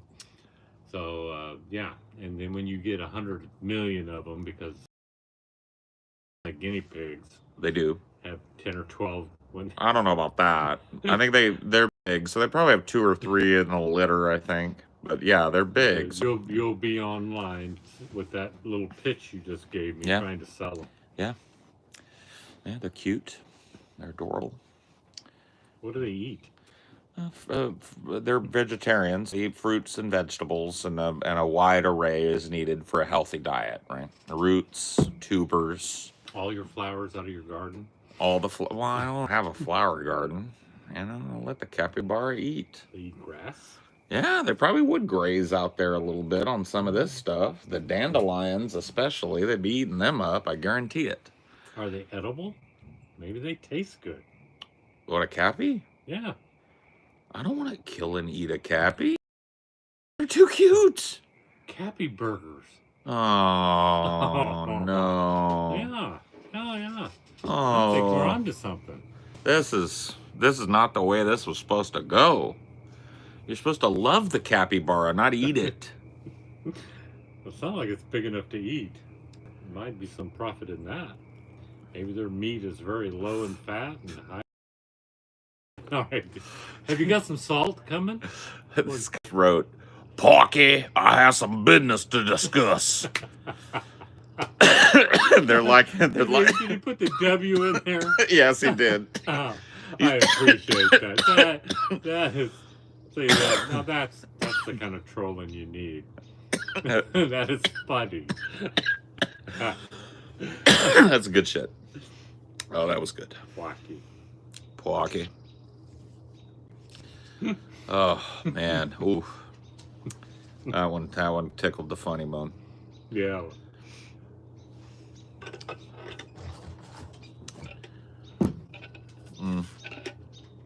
No, I had this when we were thinking during COVID about once that all cleared up, let's move out of the country. We were looking at Uruguay. They have the capybara on their money. They're like their national animal. That's their national animal. And so they're completely legal to have as pets there, and obviously they thrive on the environment. So if I was going to have myself a little, 20-acre ranch with some capybaras on it, that's the place to do it. And yeah, I think actually, if I was willing to sacrifice seeing my family more than maybe once every couple of years, because it's expensive and arduous to travel from all the way down there to where my family is. So if I didn't care about that and was willing to cut all them ties, I might have tried it. We got to the point, we didn't get super close to it, but we got to the point where we were thinking about taking a trip down there, checking it out. That would definitely be the first step. Yeah, well, Try to convince yourself you'd be happy there. yeah, we talked ourselves out of it before we got to the first step, because ultimately, Uruguay has a really stable government, and it's pretty liberal, pretty comparable to the U.S. in terms of, that, so. Weather? Weather is pretty great. It's tropical, you know what I mean? So Humid, but you're by the ocean in most of the places you'd be living in Uruguay. So we were looking around the Montevideo area. Montevideo is their capital. And we had already kind of started talking about the coffee shop idea by that time. And we were thinking about how cool it might be to open an American-style coffee shop in Montevideo, run by Americans. I think it'd be a draw, because they're very American-centered in their culture, like most Western cultures. But Brazil is a crazy fucking country, and it is literally the northern border of Uruguay. And Argentina is a crazy country, and it's the southern and eastern border. So yeah, maybe you could take the capybara, feed them the coffee beans, and when they pass them, create a new coffee, like that Cope Luwak coffee. It's like super expensive, and say it's just like, there you go. Yeah, Poopy Bara. Coffee bara. Oh, see? We were stupid to not talk for so long, because in that time, we'd have built some stupidly successful business. It'd be $300 billion business. We'd be sitting, smoking a couple of cigars on the deck of our giant yacht, going like, what are we even going to do now, Dad? Put these two heads together. Coffee Bara. Brilliant. You ever have an idea that you know would be a huge idea, but it takes too much money to make the idea a reality, so you don't even, you know, it's not possible? I have those types of ideas a lot. Like ideas that, like, if I had $1 billion in seed money, oh my God, it'd be the coolest thing ever. But who's going to do that, right? Like, I got this idea about a restaurant, right? It's like you've been to medieval times. You took us there when we were kids. Remember Yeah. medieval times where they do the night show and Yeah. you eat like a, you know, no silverware, blah, blah. Do that, right? I want to do it in Orlando because it's a big destination, right? Do a big arena, fill it with water down there on the arena, and do a pirate version of medieval times, but scale it up. Like, not just horses prancing around and guys pretending to fight in armor. That's cool enough. Have a little mock ship battle. Pirate, you know, so half the audience is on the pirate team and the other half is on the, you know, the British Navy or whoever's fighting the pirates, you know. You could pay extra to be on either the pirate captain ship or the Navy captain ship. You get the captain's quarters upgrade, and that's a whole, you get to be involved in the show a little bit. Maybe they make you walk the plank or some shit, right? Get an upgraded haunch of chicken, whatever, right? Like light shows, use all the modern stuff, so when there's a storm, you know, the LED ceiling, the clouds roll in, you know, mist goes out into the audience. It's great, right? They'd be a great multi-layered experience, but it would take a fucking $1 billion to build the thing. I think it would print money. I think you'd make your money back the first year it was open, and then it would just print money. But, you know, Take the old concept. Keep the knights in the armor. Have them all go to the center. Flood it. Put sharks in the water. And survivor wins. you're very Roman. You like that Colosseum stuff. Yeah. You would just go watch dudes beat each other and get eaten by tigers. You get your chicken dinner. You Yeah. also get little bags of blood to get the sharks going. You throw it over the Chum. bad guy. Yeah. Chum the water. Yeah. Yeah. Chum it by the other team. So Yeah. the other team wins. Yeah. I like the way you think, Dad. That's diabolical. Less money. Yeah. The sharks eat for free. Someone saw Gladiator 2 recently. Is it any good? No, Are they he's saying that, I guess something like that. Maybe is that in the trailer of Gladiator 2? They throw him to sharks or some shit. You know it is. That's Maybe where I got that idea. Yeah. You ain't seen the whole movie yet, I though. saw the trailer. Yeah. In the theater. Yeah. The fourth time that I saw the Minecraft game. Man, you love your grandchildren, man. That would rot the brains right out of my head. You know, none of them wanted to see Snow White. Yeah, that Snow White looks like it's a pretty stinky. Not a single request. Looks like it's a stinky bomb. But 4 of them wanted. There's 7 of them, but 4 of them wanted to see the Minecraft game. So I'm an expert on that. There are moments in that movie, by the way, that you can't help but laugh, even the 4th time. You just kind of chuckle about, because it's so absurd and funny. The chicken fight is hilarious. Chicken jockey.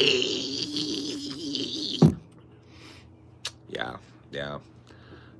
I'm still wilding out about how Steve's Lava Chicken is the shortest song ever on the Billboard Top 100. It's charting, y'all.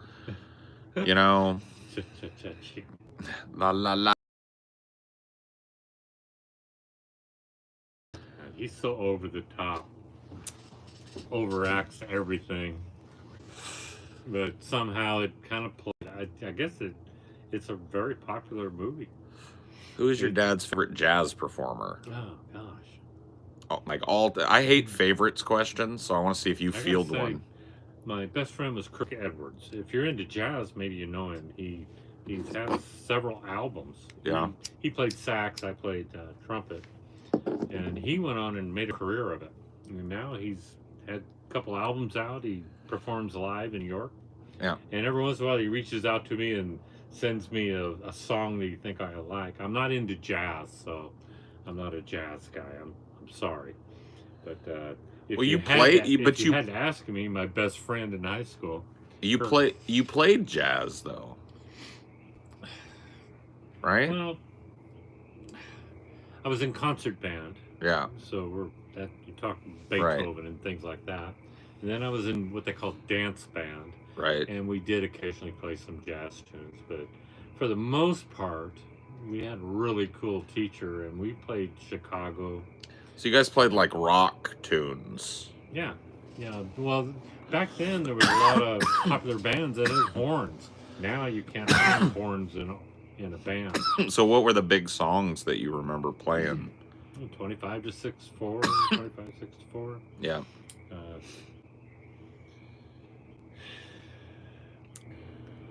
Even the marching band, we were cool because the same instructor did both, right? They're over the marching band at the football game, Yeah. and we were playing popular tunes then, so we were way cool. Yeah. So, not the typical band nerds. Everybody wanted to be in the band then. I see. But yeah, I think I shared that I was in a black band and I was the only white guy. Yeah. And we'd play all night. But whatever's on the radio, we were playing it. And it was a great time to be playing what was on the radio because there were a lot of horns. And Chicago was my favorite group then. Their harmonies and trumpet solos in there were just amazing. So yeah. Good times. Well, that's something I didn't. I always thought that your band that you played with, Blackbone and the Tribe, was a jazz band. So No. I didn't know that you guys were like a popular. You were like a were rock pop- band We that played played. all the high school dances. We were like the favorite because if it was on the radio, we were playing it, and it was the top songs. And the guys I worked with were brilliant, Yeah. and they would write music for me,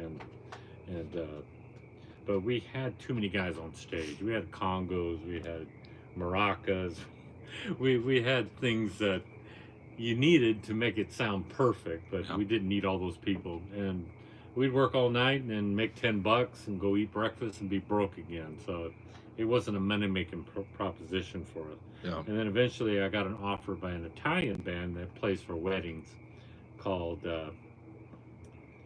the Gotelli Band. Yeah. And we had little business cards that said, if you got the feet, we got the beat. Oh, that's It's slick. pretty cheesy. But it's pretty slick too, though. And we played, well, you can imagine wedding bands, Yeah. You've only just begun, probably one of the most popular requested. But yeah, Carpenter music, stuff like that. And when kids would come up and say, they get really tired of the kind of music the adults wanted played, and they say, play the fastest song you know. And we play Beer Barrel Polka. And they'd all get out there and just be ridiculous. And even the parents would get, and they'd all think of, lock their arms and go in circles. And Yeah. it was just amazing. There were moments. But I have to say, when you start getting paid to play, Mm-hmm. it became a business and it stopped being fun. I had so much more fun in the band with my black buddies than I ever had in that. It was business, and we made money. We made Yeah. good money. Yeah. For back then, it was like $35 for one night. That was a lot of money to me, and they paid all the expenses, and they had a van that they put us in and took us there That's awesome. and got us back home. Yeah. So yeah, I think maybe like if you truly do your life, like spend your life doing it, like you love it enough to see through the business of it. Like you love it so much that the business of it is just a means to an end so you could play it, right? And there's no shame in it if you still loved playing trumpet. It's just like you didn't like having to play certain things. You liked the freedom of being in a band that kind of pushed the envelope, and that doesn't make any money, right? What does make money is the wedding band and the touring band and this, that, right? yeah, it became a business and took all the joy out of it. And on the top of being in concert band, dance band, I had like 3 classes a day that was all band, right?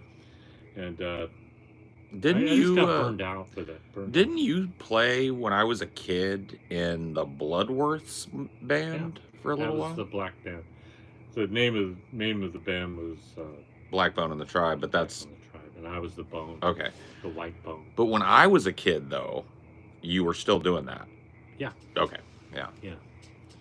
But the times you came to see me was probably not with that band. Was probably with that other band. The wedding band. Italian American Club, I think. Oh yeah, we were there you a and Mary Jo lot. were there. Yeah. Italians, they have the most fun at weddings, and they really get out there and dance. Yeah. And we were obviously the Gotelli band. We were an Italian. Right. So I wasn't, but the brother and sister that played, and we had a drummer that was a cool guy from school. Yeah. He was the drum major from the band, but he had a Porsche he drove around, so he was like every girl's dream, and he was our drummer. Huh. A Porsche. La di frickin' da. Yeah, him and his dad had a barn find, and it turned up, they thought the motor was locked, but the starter had seized, so it didn't cost them very much. They got it for next to nothing because they thought the motor was blown, and they were able to fix it, and he drove that convertible Porsche. Can you imagine in high school? That's sick. Red. Bright red. That same car probably would have had the same effect when I was in high school. Yeah. If it was cherry. Nobody could afford to have those, and here's a kid driving it to school. It's crazy. That is way cool. I don't know about you, Dad, but I'm cold and my butt hurts. Let's go inside. All right. I'm going to end this, and we'll continue the conversation.